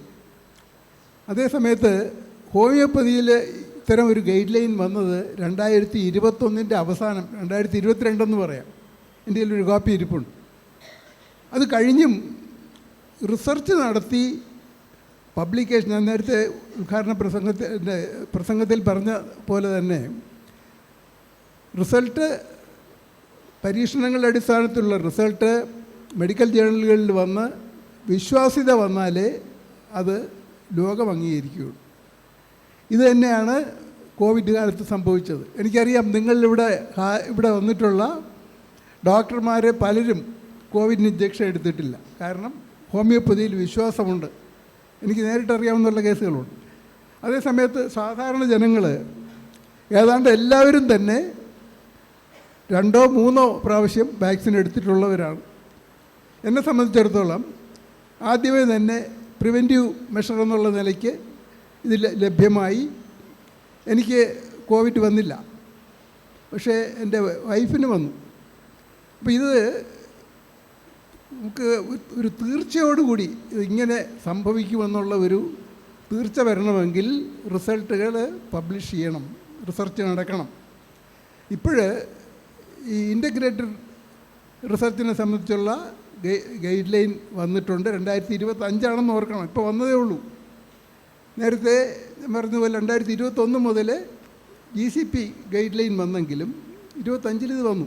ഇതിനെല്ലാം ഉപയോഗപ്പെടുത്തിക്കൊണ്ട് നേരത്തെ പറഞ്ഞതുപോലെ അലോപ്പതിയിൽ നല്ല ചികിത്സയില്ല, അല്ലെങ്കിൽ വിജയകരമായി ചികിത്സയില്ല എന്നുള്ള ഏരിയയിൽ അതിനോടുകൂടി ചേർന്നുകൊണ്ട് ചികിത്സ നടത്തി, ഇല്ല ഹോമിയോപ്പതിയിൽ ചികിത്സ ഉണ്ട് എന്ന ഒരു വിശ്വാസം പൊതുജനങ്ങളിൽ വന്നാൽ തീർച്ചയായിട്ടും ആളുകൾ സ്വീകരിക്കും. ഇതിനൊക്കെ സമയമെടുക്കും, നമുക്ക് ധൃതി പിടിച്ചിട്ട് കാര്യമില്ല. ഞാൻ പറഞ്ഞതുപോലെ ഗൈഡ് ലൈൻസും റിസർച്ചൊക്കെ ഇപ്പോൾ അടുത്ത കാലത്തൊക്കെ നല്ലോണം നടക്കുന്നുണ്ടെന്ന് ഞാൻ മനസ്സിലാക്കുന്നു. കുറേ ഡാറ്റ എൻ്റെ കയ്യിലുമുണ്ട്. പക്ഷേ ഇത് ഇനിയും വളരെ വിപുലമായിട്ട് നടക്കണം. നേരത്തെ പറഞ്ഞതുപോലെ ഇതിൻ്റെ പ്രാധാന്യത്തെപ്പറ്റി ലേഖനങ്ങൾ വരണം. ഈ പത്രമാധ്യമങ്ങൾക്കൊക്കെ ഇതിൽ വലിയ പങ്കുണ്ട്. ഇത്തരത്തിൽ റൈറ്റ് ഓഫ് ചെയ്ത ഒരു റാബിസ് കേസിൽ ഹോമിയോപ്പതി ചികിത്സ ഫലപ്രദമായി എന്നുണ്ടെങ്കിൽ തീർച്ചയായും അവരെല്ലാം എഴുതും, അതിനെപ്പറ്റി കൂടുതൽ പഠനം നടത്തി തന്നെ എഴുതും. അങ്ങനെയുള്ള റിസൾട്ട് കൊണ്ടുവരാനായിട്ട് നമ്മൾ ശ്രമിക്കണം. അതാണ് എനിക്ക് ഈ കാര്യത്തിൽ പറയാനുള്ളത്. Okay, thank you sir. കാരണം ഇതിനകത്ത് ഇപ്പോൾ ChatGPT അതല്ലെങ്കിൽ DeepSeek, ഗൂഗിള് ഇതൊക്കെയാണ് ഇപ്പോൾ നമ്മളുടെ ആരോഗ്യ മേഖലയിൽ കൂടുതൽ. ഇപ്പം 3 മാധ്യമപ്രവർത്തകരും ഇതെല്ലാം റിസർച്ച് വഴി നമ്മൾ ഹോമിയോപ്പതിയെ സൈഡ് ലൈൻ ചെയ്യുന്ന രീതിയിലാണ് അതിൻ്റെ ഉത്തരങ്ങൾ വരുന്നത്. അല്ലെങ്കിൽ അലോപ്പതിക്കാണ് അതിൻ്റെ മേൽക്കോയ്മ ഉണ്ടായിരിക്കുന്നത് ഉള്ളത് എന്ന് ഇവിടെ ഇരുന്ന് തന്നെ അവരപ്പോഴപ്പോഴേ നമ്മളോട് പറഞ്ഞുകൊണ്ടിരിക്കുകയാണ്. അപ്പം എനിക്ക് ആമുഖമായിട്ട് നിങ്ങളടുത്ത് 3-4 കാര്യങ്ങൾ പറയുവാനുണ്ട്. കാരണം ഇന്നിപ്പോൾ നമ്മളിപ്പോൾ കേരളത്തിൽ ഇന്ന് സംസാരിക്കുമ്പോൾ കേരളത്തിനെ സംബന്ധിച്ചിടത്തോളം ആരോഗ്യ മേഖലയിൽ ഏറ്റവും നമ്മൾ ഉന്നതിയിൽ നിൽക്കുന്ന ഒരു സംസ്ഥാനമാണ് എന്ന് നമ്മൾ അവകാശപ്പെടുന്നുണ്ട്. അങ്ങനെ തന്നെയാണ്. ഇപ്പോൾ ChatGPT അടിച്ച് നോക്കിയാലും നിങ്ങൾക്ക് അങ്ങനെ തന്നെ കിട്ടിയേക്കാം. അതുപോലെ തന്നെ നമ്മളുടെ സാക്ഷരതയുടെ കാര്യത്തിൽ ഏറ്റവും മുൻപന്തിയിലാണ്. ഇക്കണോമിക്കിയുടെ കാര്യത്തിലും ഒരു പടി മറ്റുള്ള സംസ്ഥാനങ്ങളെ അപേക്ഷിച്ച് നമ്മൾ മുൻപന്തിയിൽ തന്നെയാണ്. അപ്പോൾ ഇവിടെ നമ്മൾ ഇതിൻ്റെ ഒരു മറുവശം കൂടി ഞാനൊന്ന് സൂചിപ്പിക്കട്ടെ. കാരണം ഹോസ്പിറ്റൽസിൻ്റെ എണ്ണത്തിൽ നമ്മൾ വളരെയധികം മുൻപന്തിയിൽ ഓടിക്കൊണ്ടിരിക്കുകയാണ് ആശുപത്രികളുടെ കാര്യത്തിൽ. കാരണം മെഡിക്കൽ കോളേജുകളാണെന്നുണ്ടെങ്കിലും ഇവിടെ വലിയ ഭീമന്മാർ, കാലിക്കട്ടിൽ 1200 കോടി രൂപയ്ക്കാണ് മൈത്ര ഹോസ്പിറ്റൽ KKR എന്ന ഗ്രൂപ്പ് എടുത്തിരിക്കുന്നത്. അതുപോലെ തന്നെ തിരുവനന്തപുരത്തെ കിംസ് 3300 കോടി രൂപയ്ക്കാണ് ബ്ലാക്ക് സ്റ്റോൺ കരസ്ഥമാക്കിയത്, 85%. അതുപോലെ തന്നെ ആസ്റ്റർ മെഡിസിറ്റി ഏതാണ്ട് 31% ബ്ലാക്ക് സ്റ്റോൺ കരസ്ഥമാക്കിയിരിക്കുകയാണ്. അതുപോലെ കഴിഞ്ഞ മാസം കൊണ്ടാണ് ബേബി മെമ്മോറിയൽ ഹോസ്പിറ്റൽ 2500 കോടി രൂപയ്ക്കാണ് KKR ഗ്രൂപ്പ് കൈവശപ്പെടുത്തിയിരിക്കുന്നത്. അപ്പോൾ ഈ കൊച്ചു കേരളത്തിലെ ആഗോള ഭീമന്മാരുടെ ഇൻവെസ്റ്റ്മെൻറ്റ് നിങ്ങളൊന്ന് ചിന്തിച്ച് നോക്കണം. നമ്മളുടെ ആനുവൽ ഹെൽത്ത് ബഡ്ജറ്റ് വെറും 2000 കോടി രൂപയാണ്. ഹെൽത്തിൻ്റെ ബഡ്ജറ്റിൽ 2000 കോടി രൂപ മാത്രമാണ് നമ്മളിവിടെ മുടക്കുന്നത്. ഇവിടെ 2500 കോടി രൂപ ബേബി മെമ്മോറിയൽ ഹോസ്പിറ്റൽ വാങ്ങിക്കുന്നതിന് വേണ്ടി KKR ഗ്രൂപ്പ് മുടക്കിയിരിക്കുക. നോക്കണം, ഏതാണ്ട് നമ്മുടെ ബഡ്ജറ്റിൻ്റെ 8 ഇരട്ടിയോ 10 ഇരട്ടിയോ രൂപ നമ്മുടെ ഈ കൊച്ചു കേരളത്തിൽ മുടക്കിക്കൊണ്ടിരിക്കുക. നമുക്ക് അഭിമാനിക്കാം അല്ലേ, നമ്മളുടെ ആരോഗ്യമേഖല വളരുകയാണ്, സന്തോഷിക്കാം, എല്ലാവരും ഒന്ന് കൈയടിക്കണം. പക്ഷേ ഇതിനൊരു മറുവശത്തിലേക്ക് ഞാൻ വരാം. അപ്പം എല്ലാ രീതിയിലും സംസ്കാരത്തിലും സാക്ഷരതയിലും ഹെൽത്തിലും എല്ലാം ഒന്നാം പടി നമ്മൾ നിൽക്കുമ്പോൾ ഹോസ്പിറ്റൽസിൻ്റെ എണ്ണം കൂടുന്നു, ഡോക്ടർമാരുടെ എണ്ണം കൂടുന്നു, നേഴ്സുമാരുടെ എണ്ണം കൂടുന്നു, ഫാർമസികളുടെ എണ്ണം കൂടുന്നു, മെഡിക്കൽ ഷോപ്പുകളുടെ എണ്ണം കൂടുന്നു. അതുപോലെ മെഡിസിൻ്റെ സെയില് ഏറ്റവും കൂടുതൽ കേരളത്തിലാണ്, ഈ നമ്മുടെ ഇന്ത്യയിൽ. അപ്പോൾ മറുവശത്ത് ക്യാൻസർ രോഗികളുടെ എണ്ണത്തിൽ കൂടുതൽ വരുന്നുണ്ട്. കിടത്തി ചികിത്സിക്കുന്ന, അതായത് പ്രത്യേകിച്ചും കിഡ്നി രോഗികൾ, ഡയബറ്റീസ് കൂടിക്കുന്നതുകൊണ്ട് ഡയാലിസിസിൻ്റെ എണ്ണം 10 മടങ്ങ് കൂടിക്കൊണ്ടിരിക്കുകയാണ്. അതുപോലെ തന്നെ ക്യാൻസർ പേഷ്യൻസിൻ്റെ എണ്ണം, ഹാർട്ട് പേഷ്യൻസിൻ്റെ എണ്ണം എല്ലാം തന്നെ നമ്മൾ കൂടിക്കൊണ്ടിരിക്കുക. അപ്പോൾ എല്ലാ രീതിയിലും നമ്മൾ വളർച്ചയെ കാണിക്കുന്നത്. എൻ്റെ മാധ്യമപ്രവർത്തകരെ ഞാനൊന്ന് ചോദിക്കട്ടെ, ഇത് എന്താണ് ഇൻഡിക്കേറ്റ് ചെയ്യുന്നത്? നമ്മളുടെ മെഡിസിൻ്റെ സെയില് കൂടുന്നു എന്ന് പറഞ്ഞു കഴിഞ്ഞാൽ കേരള സംസ്ഥാനത്തിൻ്റെ ആരോഗ്യം എങ്ങോട്ടാണ്? നിങ്ങൾ ഒരുമിച്ച് കേരളത്തിലെ കാര്യം മാത്രമല്ല, ഇവിടെ ആഗോള ഭീമന്മാരെ കേരളത്തിൽ വരുന്നത് ഇവിടുത്തെ ആരോഗ്യ മേഖല ക്ഷയിച്ചുകൊണ്ടിരിക്കുകയാണ്. ഇവിടെ ഒരു ഏറ്റവും കൂടുതൽ മരുന്ന് കച്ചവടത്തിനുള്ള സാധ്യതയുള്ള സംസ്ഥാനമാണ് ഇത് എന്ന് കണ്ടുകൊണ്ട് മാത്രമാണ് ഈ ആഗോള ഭീമന്മാർ ഇവിടെ വന്നിരിക്കുന്നത്. അപ്പോൾ നമ്മുടെ സംസ്ഥാനത്തിൻ്റെ ആരോഗ്യ മേഖല ക്ഷയിക്കുന്നതിൻ്റെ കാരണം ഇവിടുത്തെ ഇന്ന് ഏറ്റവും മുൻപന്തിയിൽ നിൽക്കുന്ന മോഡേൺ മെഡിസിൻ്റെ ഉപയോഗം കൊണ്ടല്ലേ എന്ന് ഞാൻ ചോദിച്ചാൽ അതിന് എന്തുത്തരമാണ് നിങ്ങൾക്ക് നൽകാനുള്ളത്? ഡോക്ടറെ, ഞങ്ങൾ ഇവിടെ മോഡേൺ മെഡിസിൻ്റെ വക്താക്കളായി വന്നിരിക്കുന്നവരല്ല. രണ്ടാമത്, ഞങ്ങളിവിടെ സംസാരിച്ചതെല്ലാം നിങ്ങളെക്കുറിച്ചാണ്. പക്ഷെ നിങ്ങൾ സംസാരിക്കുന്നത് മോഡേൺ മെഡിസിനെ കുറിച്ചാണ്. നിങ്ങൾ എന്നു മുതൽ നിങ്ങളെക്കുറിച്ച് സംസാരിക്കാൻ തുടങ്ങുന്നുവോ അന്ന് മാത്രമേ ഈ പറയുന്ന നിങ്ങൾ ചോദിച്ചതിനുള്ള ഉത്തരമെല്ലാം സമൂഹത്തിന് പറയാൻ കഴിയൂ. ഇപ്പോൾ ഈ പറയുന്ന ഒരുപാട് വിദേശ കുത്തകകൾ, മെഡിക്കൽ കുത്തകകൾ ഇവിടെ വരുന്നു. അവർക്ക് വാണിജ്യ താല്പര്യമുണ്ട് എന്നുള്ള കാര്യത്തിലൊന്നും സംശയമൊന്നുമില്ല. ഏത് മേഖലയ്ക്കായാലും വാണിജ്യ താല്പര്യമുണ്ട്. പക്ഷെ ഞാൻ പറയാൻ ആഗ്രഹിക്കുന്നത് എന്താണെന്ന് വെച്ച് കഴിഞ്ഞാൽ, ഹോമിയോപ്പതി രംഗത്ത് മുന്നേറ്റം ഉണ്ടാകണമെങ്കിൽ നിങ്ങളെക്കുറിച്ച് സംസാരിച്ചു തുടങ്ങണം. ഞങ്ങളുടെ കയ്യിൽ ഈ മരുന്നുണ്ട്, ഈ മരുന്ന് ഇന്ന രോഗത്തെ ഇന്ന രീതിയിൽ ചികിത്സിക്കാൻ കഴിയും, അതിന് കൃത്യമായ തെളിവുകൾ കൊടുക്കണം. ഇതാ ഈ മരുന്ന് പ്രവർത്തിക്കുന്നത് ഇങ്ങനെയാണ്. ഇപ്പോൾ നമുക്കറിയാം, പനി വരുന്നത് നമ്മുടെ ശരീരത്തിലേക്ക് പുറത്തുനിന്നുള്ളൊരു വസ്തു വരുന്ന സമയത്ത് നമ്മുടെ ശരീരം ഉൽപ്പാദിപ്പിക്കുന്ന പൈറജൻസ് ഹൈപ്പോതലാമസിൽ പോയിട്ട് അതിൻ്റെ നമ്മുടെ ടെമ്പറേച്ചറിൻ്റെ താപനില സെറ്റിങ്സ് പുനഃക്രമീകരിക്കുന്നതുകൊണ്ടാണ് പനി വരുന്നത് എന്നുള്ളത് മോഡേൺ മെഡിസിനിലെ ആളുകൾ പറയുന്നു. അതിന് മരുന്നായിട്ട് അവർ പാരസെറ്റമോൾ കൊടുക്കുമ്പോൾ ആ പൈറജൻസിൻ്റെ പ്രവർത്തനത്തിൻ്റെ അതിൻ്റെ നമ്മുടെ ന്യൂറോണുകളുടെ ഇതിനെ നിയന്ത്രിക്കാൻ അവർക്ക് സാധിക്കുമെന്ന് അവർ പറയുന്നു. അതേപോലെ ഓരോ മരുന്നും എങ്ങനെയാണ് നമ്മുടെ ശരീരത്തിൽ പ്രവർത്തിക്കുന്നത് എന്ന് വ്യക്തമായ ലളിതമായ ഭാഷയിൽ, ഒരു പക്ഷേ ഇങ്ങനെ ഒരു പ്രബന്ധമൊന്നും കൊണ്ടുവന്നു കഴിഞ്ഞാൽ സാധാരണ ജനങ്ങൾക്ക് മനസ്സിലാവില്ല. സാധാരണ ജനങ്ങൾക്ക് മനസ്സിലാവുന്ന ഭാഷയിൽ തുറന്നു പറയാൻ തുടങ്ങിക്കഴിഞ്ഞാൽ ഈ പ്രശ്നം തീരും. നിങ്ങൾ വെറുതെ ഈ മറ്റേ വിദേശ കുത്തകകൾ ഇവിടെ വന്നിട്ട് ഇൻവെസ്റ്റ് ചെയ്യുന്നതിനെ കുറിച്ചൊക്കെ സംസാരിക്കുന്നതുകൊണ്ട് ഒരു കാര്യമില്ല. അത് നിൽക്കാൻ പോകുന്നില്ല, അത് നിങ്ങൾക്ക് തടയാനൊന്നും പറ്റില്ല, അത് സംഭവിച്ചുകൊണ്ടേയിരിക്കും. അപ്പോൾ എനിക്ക് പറയാനുള്ള ഇത്രയേ ഉള്ളൂ, ഈ പറയുന്ന ആ ഒരു രീതി മാറി നിങ്ങളെക്കുറിച്ച് സംസാരിക്കൂ, അന്ന് നമ്മുടെ പ്രശ്നങ്ങളെല്ലാം പരിഹരിക്കപ്പെടും. ഡോക്ടർ, ഒരു കാര്യം സൂചിപ്പിച്ചോട്ടെ. എന്നെ ഈ കോൺക്ലേവിലേക്ക് ഇൻവൈറ്റ് ചെയ്യുന്നതും ഈ മീഡിയ അവാർഡ്സിനെ കുറിച്ച് പറയുന്നതും ഡോക്ടർ സലീമാണ്. ഇതേ സംഘടനയിൽ ഇപ്പോൾ നമ്മൾ ഇതിൻ്റെ ഇനോഗ്രൽ സെഷനിൽ കണ്ടത് വിദേശത്തു നിന്നുള്ള പ്രതിനിധികൾ ഉൾപ്പെടെ ഈ വേദിയിലുണ്ടായിരുന്നു. വളരെ സാധാരണക്കാരാണ് ഈ ചടങ്ങിലിരിക്കുന്നതെങ്കിൽ ആ വിദേശ പ്രതിനിധികൾ സംസാരിക്കുന്നത് ആ സാധാരണക്കാരന് മനസ്സിലായിക്കൊള്ളണം എന്നില്ല. ഡോക്ടർ സലീം എന്നോട് സംസാരിച്ച് എനിക്ക് വളരെ കൺവേബിൾ ആയിരുന്നു. എനിക്കത് വളരെ ഈസിയായി മനസ്സിലാക്കാൻ പറ്റി. ഞാൻ ഈ ഉദാഹരണം പറഞ്ഞത് വിനോദേട്ടൻ പറഞ്ഞിടത്തുനിന്ന് ഞാൻ തുടങ്ങാം. സാധാരണക്കാരന് മനസ്സിലാവണം, അത്രമേ ഉള്ളൂ. ഇപ്പോൾ ഞങ്ങളുടെ കയ്യിൽ കൊണ്ടുവന്ന ഈ പ്രബന്ധം അല്ലെങ്കിൽ ഈ report, review on the role of homeopathy in epidemics with some reflections on COVID-19 SARS-CoV-19 എന്ന് പറയുന്ന ഈ report as a health reporter, as a journalist ഞങ്ങളിത് വായിക്കാൻ ഞങ്ങൾ ബാധ്യസ്ഥരുമാണ്. ഞങ്ങളിത് വായിക്കും, ഞങ്ങളിതേക്കുറിച്ച് പഠിക്കും, ഞങ്ങൾക്കിതിൽ നിന്ന് എന്തെങ്കിലും എഴുതാനുണ്ടെങ്കിൽ ഞങ്ങളത് എഴുതുകയും ചെയ്യും. പക്ഷേ ഈ റിപ്പോർട്ട് എനിക്ക് മുന്നിലിരിക്കുന്ന ബഹുമാനപ്പെട്ട ഹോമിയോപ്പതി മേഖലയിലെ പ്രഗത്ഭരായവർ നിങ്ങളൊന്ന് ആലോചിച്ച് നോക്കൂ. ഈ റിപ്പോർട്ട് ഡോക്ടർ സലീം ഉൾപ്പെടെയുള്ളവർ ആലോചിച്ച് നോക്കൂ. സാധാരണക്കാരനെ സംബന്ധിച്ച് ഈ റിപ്പോർട്ട് ആവില്ല അവൻ മാനദണ്ഡമാക്കുക. അവൻ അറിയേണ്ട ഏക കാര്യമെന്ന് പറയുന്നത്, പുതുതായി കണ്ടെത്തപ്പെട്ട ഒരു രോഗത്തിന് എനിക്ക് ഏറ്റവും ഫലപ്രദമായ ചികിത്സ എവിടെ കിട്ടും?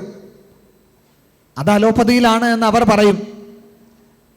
അല്ലെങ്കിൽ ഹോമിയോപ്പതിയിലാണ് ഇതിന് ഫലപ്രദമായ മരുന്നുള്ളത് എന്ന് സൂചിപ്പിക്കാൻ, സ്ഥാപിക്കാൻ, അത് എംഫസൈസ് ചെയ്ത് പറയാൻ ഹോമിയോപ്പതിക് മെഡിസിൻ മേഖലയിൽ പ്രവർത്തിക്കുന്നവർക്കാകണം.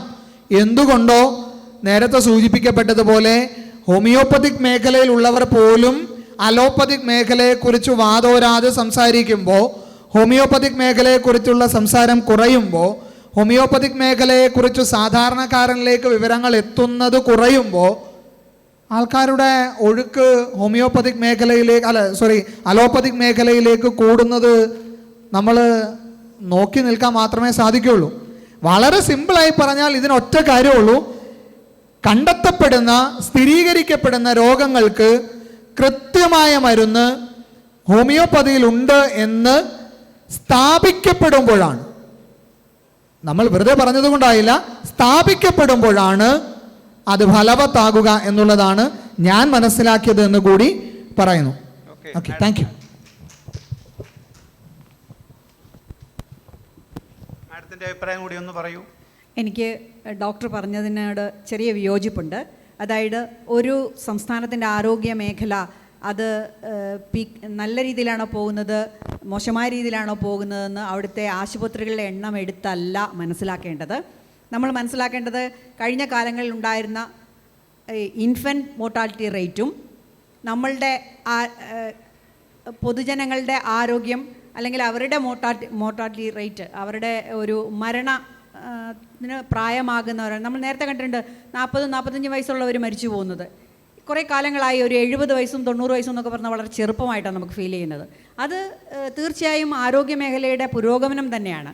പിന്നെ റിസർച്ചുകൾ കൂടുതൽ നടക്കുന്നത് ഇംഗ്ലീഷ് മെഡിസിനുകൾ, മോഡേൺ മെഡിസിനിലായതുകൊണ്ട് അത് ഇവരെല്ലാവരും പറഞ്ഞതുപോലെ തന്നെ അത് ഡാറ്റാബേസിൻ്റെ അടിസ്ഥാനത്തിലും അതൊരു എവിഡൻസിൻ്റെ അടിസ്ഥാനത്തിലും ജനമധ്യത്തിൽ വെക്കുമ്പോൾ അവർക്ക് കൂടുതൽ മതിപ്പുണ്ടാകുന്നത് കൊണ്ടാണ് അവർ ആ ആരോഗ്യ മേഖലയെ ആശ്രയിക്കുന്നത്. ഞാൻ ആദ്യമേ പറഞ്ഞതുപോലെ തന്നെ ഒരു മാർക്കറ്റിങ്ങിൻ്റെ മാർക്കറ്റിങ്ങിൻ്റെ മാത്രമല്ല, പൊതുജനങ്ങളോട് സംവദിക്കുന്നതിൻ്റെ ഒരു വലിയ പ്രയാസം നിങ്ങൾക്കിടയിലുണ്ട്. എന്തുകൊണ്ട് ഹോമിയോപ്പതിക് ഡോക്ടർമാർ നേരിട്ട് ഞങ്ങളെപ്പോലുള്ള മാധ്യമപ്രവർത്തകരുടെ അടുത്തേക്ക് എത്തിപ്പെടുന്നില്ല, ഞങ്ങളിലൂടെയാണ് നിങ്ങൾക്ക് ജനങ്ങളോട് സംസാരിക്കാനുള്ളതെന്ന് പൂർണ്ണ ബോധ്യം നിങ്ങൾക്ക് ഉണ്ടെങ്കിൽ പോലും എത്തപ്പെടുന്നില്ല എന്നത് ഞാൻ ആദ്യത്തെ എൻ്റെ ഇതിൽ തന്നെ സൂചിപ്പിച്ചിരുന്നു. പിന്നെ ഈ മാർക്കറ്റിങ്ങിൻ്റെ ഒക്കെ ബേസിൽ അല്ലെങ്കിൽ കൂടിയും നിങ്ങൾക്കൊരു വലിയ മറ്റൊരു സപ്പോർട്ടേഴ്സ് ഉണ്ടായിരുന്നു. അതായത് മൗത്ത് പബ്ലിസിറ്റി ആയിരുന്നു ഹോമിയോപ്പതിയുടെ ഏറ്റവും വലിയ മാർക്കറ്റിംഗ് സ്ട്രാറ്റജി. ഒരു കുടുംബത്തിലെ ഒരാൾ പറയുകയാണ്, കുട്ടിയെ അടുത്ത സ്ഥലത്ത് കൊണ്ടുപോയാൽ അത് വളരെ പ്രയോജനപ്പെടും. അത്തരം ഒരുപാട് ഡോക്ടേഴ്സിനെ ഞാനും കാണുന്നുണ്ട്. എൻ്റെ പേഴ്സണൽ ലൈഫിൽ തന്നെ അത്തരം ഒരു ഡോക്ടർ ജയ എന്ന് പറഞ്ഞിട്ടൊരു ഡോക്ടറുണ്ട് കിഴക്കമ്പലം ഭാഗത്ത്. എത്രയോ ആളുകളാണ് ആ ഡോക്ടറെ സ്ഥിരമായി ആശ്രയിക്കുന്നത്. ഡോക്ടറുടെ വീടിൻ്റെ മുന്നിൽ വളരെ വലിയ ക്യൂ ഞാൻ കാണുന്നുണ്ട്. അവർക്ക് ഇരിക്കാനും നിൽക്കാനും സമയമില്ല. ഞാൻ ആ ഡോക്ടറുടെ പേര് സ്പെസിഫിക്കലി എടുത്ത് പറയുന്നുണ്ട്. പേഴ്സണലി എനിക്കറിയാവുന്നതുകൊണ്ട് പറയാണ്. നിങ്ങളിലുള്ള ഒരുപാട് ഡോക്ടർമാരും ഇത്തരത്തിൽ ഒരുപാട് പേഷ്യൻസിനെ ചികിത്സിക്കുന്നുണ്ടാവും. പക്ഷേ ഈ പേഷ്യൻസ് എല്ലാം സുഖം പ്രാപിക്കുന്നുണ്ട് എന്ന ഒരു ഡാറ്റാബേസിൻ്റെ അടിസ്ഥാനത്തിലോ അല്ലെങ്കിൽ ഒരു എവിഡൻസിൻ്റെ അടിസ്ഥാനത്തിലോ നിങ്ങൾക്ക് ജനമധ്യത്തെ പറഞ്ഞ് മനസ്സിലാക്കാൻ പറ്റാത്തിടത്തോളം നിങ്ങൾ ഈ പറയുന്ന പോലെ എപ്പിഡമിക് ആയിട്ടാണെങ്കിലും ഈ ലൈഫ് സ്റ്റൈൽ ഡിസീസ് എങ്ങനെയാണ് നിങ്ങൾ ട്രീറ്റ് ചെയ്യുന്നതെന്ന് ജനങ്ങളെ മനസ്സിലാക്കാത്തിടത്തോളം നിങ്ങൾ കുറേ അകലം പാലിക്കുന്നുണ്ട് സമൂഹത്തിൽ നിന്ന്. അത് ആദ്യം മനസ്സിലാക്കുക എന്നുള്ളതാണ് എൻ്റെ ഒരു അഭിപ്രായം. ഇവർ 3 പേരും പറഞ്ഞ ഒരു കാര്യത്തോട് ഞാനും യോജിക്കുന്നു. സ്ഥാപിക്കപ്പെടണം. അതാണ് 3 പേരും പറഞ്ഞത്. സ്ഥാപിക്കപ്പെടണം, എന്നാലേ ആളുകൾ വിശ്വസിക്കുകയുള്ളൂ. എങ്ങനെ സ്ഥാപിക്കും? അതിൻ്റെ കാര്യമാണ് ഞാൻ പറഞ്ഞത്. റിസർച്ചും അതിൻ്റെ റിസൾട്ട് പബ്ലിക്കേഷനും വരണം. സമയമെടുക്കും. ഇപ്പോൾ അതിനുള്ള ഒരു ത്വരിതമാകാനുള്ള എല്ലാ സാഹചര്യങ്ങളും വന്നിട്ടുണ്ട്. അതുപോലെ തന്നെ പത്രമാധ്യമങ്ങൾക്കും ഇക്കാര്യത്തിൽ വളരെ സഹായിക്കാൻ കഴിയും. എൻ്റെ ഓർമ്മയിൽ വരുന്നത് 2019 കാലത്ത് വന്ന ഒരു ആർട്ടിക്കിള്, പാലാരിവട്ടത്ത് പ്രാക്ടീസ് ചെയ്യുന്ന ഒരു ഹോമിയോ ഡോക്ടറുടെയാണ്, പേരൊന്നും ഞാൻ ഓർക്കുന്നില്ല, മിക്കവാറും ഇവിടെ ഉണ്ടായിരിക്കുവാണ്. അപ്പോൾ ഈ കോവിഡ് കാരണം ആളുകൾ മരിച്ചുകൊണ്ടിരുന്ന ആ സമയത്ത് തന്നെ ആ ഡോക്ടറുടെ പ്രാക്ടീസിൻ്റെ ഏരിയയിലുള്ള ആളുകൾക്ക് പ്രിവെൻറ്റീവ് മെഡിസിൻ കൊടുത്ത് ഏതാണ്ട് 100% അത് വിജയിച്ചതായിട്ട് പത്രത്തിലെഴുതി. അത് കാരണം അതുമെല്ലാം ഒരു പ്രേരകമായി ബാക്കിയുള്ളവർക്ക് ഈ അലോപ്പതി ചികിത്സയിലേക്കൊക്കെ പോകുന്നതിന് മുമ്പ് തന്നെ കോവിഡ് സംബന്ധിച്ച ഈ ഇമ്മ്യൂണിറ്റി വർദ്ധിപ്പിക്കാനുള്ള മരുന്ന് വിതരണം ചെയ്ത് കിട്ടി, എല്ലാവരും കഴിക്കുകയും ചെയ്തു. അതിനൊക്കെ ഉള്ള കാരണം ഈ പത്രത്തിൽ ഇങ്ങനെ ഒരു സംഭവമുണ്ട്, പ്രിവെൻറ്റ് ചെയ്യാൻ കഴിയും എന്നുള്ള ലേഖനങ്ങളാണ്. അപ്പോൾ കഴിയുന്നിടത്തോളം വിവരങ്ങൾ, ആധികാരികമായ വിവരങ്ങൾ കിട്ടുമ്പോൾ അതിനെപ്പറ്റി എഴുതാനായിട്ട് പത്രമാധ്യമങ്ങളും കൂടി തയ്യാറാകണം. അതേസമയത്ത് ഇത് സ്ഥാപിച്ചെടുക്കാനുള്ള ചുമതല ഹോമിയോ ഡോക്ടർമാർ. സാറേ, അതിനകത്ത് ഇത് സെൻട്രൽ കൗൺസിൽ ഒരു second, central council of research in നമ്മുടെ ഹോമിയോപ്പതിയുടെ സെൻട്രൽ കൗൺസിലിൻ്റെ റിസർച്ച് പേപ്പറുകളാണ് എവരി 3 മാസം കൂടുമ്പോൾ ഇറക്കുന്ന മാഗസിനാണ്. അതിനകത്ത് ഇപ്പം നമുക്കറിയാം, ഇപ്പം നിപ്പ വന്നിട്ട് ഹോമിയോപ്പതിക്കാരെ ഇതുവരെ അടുപ്പിച്ചിട്ടില്ല. ഇപ്പം അമീബിക്ക് മെനിഞ്ചൈറ്റിസ് വന്നിരിക്കുന്നു, ഇപ്പോഴും നമുക്ക് അവിടെ പ്രവേശനമില്ല. അപ്പോൾ ഇവിടെ നമ്മൾ ഒന്ന് ഓർക്കണം, 2012 2006 ചിക്കൻ ഗുനിയ ഇവിടെ വന്ന് ഓർക്കുന്നുണ്ടായിരിക്കും. ഡോക്ടർ രജികുമാർ നമ്മുടെ തന്നെ ഒരു മെഡിക്കൽ ഓഫീസറാണ്, എൻ്റെ ജൂനിയറായിട്ട് പഠിച്ചിരുന്നതാണ്. അവർ ഈ ചിക്കൻ ഗുനിയയിൽ യൂപ്പറ്റോറിയം പെർഫോളിയേറ്റും കൊടുത്തിട്ട് 82% അന്ന് ഇഫക്റ്റീവ്നെസ് കണ്ടേ. Central council research homeopathy publish ചെയ്തിട്ടുള്ള റെക്കോർഡ്സാണ്. എന്നിട്ട് ഇവിടെ ചിക്കൻ ഗുനിയ വന്നപ്പോഴത്തേക്ക് ഏതെങ്കിലും സംസ്ഥാനങ്ങളിൽ ഹോമിയോപ്പതി മരുന്ന് കൊടുക്കുന്ന ആരെങ്കിലും ബാധിച്ചിട്ടുണ്ടോ? ഈ ഇരിക്കുന്ന പത്രമാധ്യമങ്ങളിൽ ആരെങ്കിലും അത് പറഞ്ഞ എവിടെയെങ്കിലും നിങ്ങൾ കേട്ടിട്ടുണ്ടോ? അതുപോലെ തന്നെ ജാപ്പനീസ് എൻകെഫലൈറ്റിസ് ബെല്ലോണ ഇഫക്റ്റീവ് ആണെന്ന് CCRHൻ്റെ ഇതേ റിസർച്ച് റിപ്പോർട്ടിൽ തന്നെ വന്നിട്ടുള്ളതാണ്, ഈ പബ്ലിഷ് ചെയ്തിട്ടുള്ളതാണ്, സെൻട്രൽ ഗവൺമെൻറ് പബ്ലിഷ് ചെയ്തിട്ടുള്ളതാണ്, ഇന്ത്യ ഗവൺമെൻറ്. അതുപോലെ തന്നെ ഇപ്പം ഡൽഹിയിൽ 2016 ഡെങ്കു ഫീവർ വന്നപ്പോഴത്തേക്കും ഈ യൂപ്പറ്റോറിയം പെർഫോളിയേറ്റ് 85% ഇഫക്റ്റീവ് ആണെന്ന് ആയിരക്കണക്കിന് 10,000 രോഗികൾക്ക് കൊടുത്തിട്ട് റിസർച്ച് റിപ്പോർട്ട് എല്ലാ ജേർണൽസിലും പബ്ലിഷ് ചെയ്തിട്ട് ഇന്ത്യ ഗവൺമെൻറ്റിന് തന്നെ ഇത് കൊടുത്തിട്ടുള്ളതാണ്.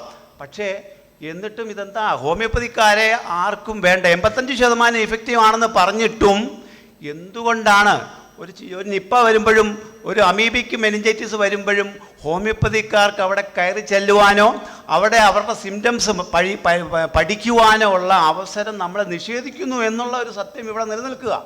ഇതിന് മാധ്യമങ്ങളുടെ ഇടപെടൽ ആവശ്യമാണ് എന്ന് സൂചിപ്പിക്കുന്നതിന് വേണ്ടിയാണ് ഇത് ഞാൻ പറയുന്നത്. ഒരു മിനിറ്റ്, ഞാൻ ഒരു കാര്യം സൂചിപ്പിച്ചോട്ടെ. നിങ്ങൾ പറയുന്നത് എല്ലാവരെയും ബഹുമാനപുരസരം കേട്ടു.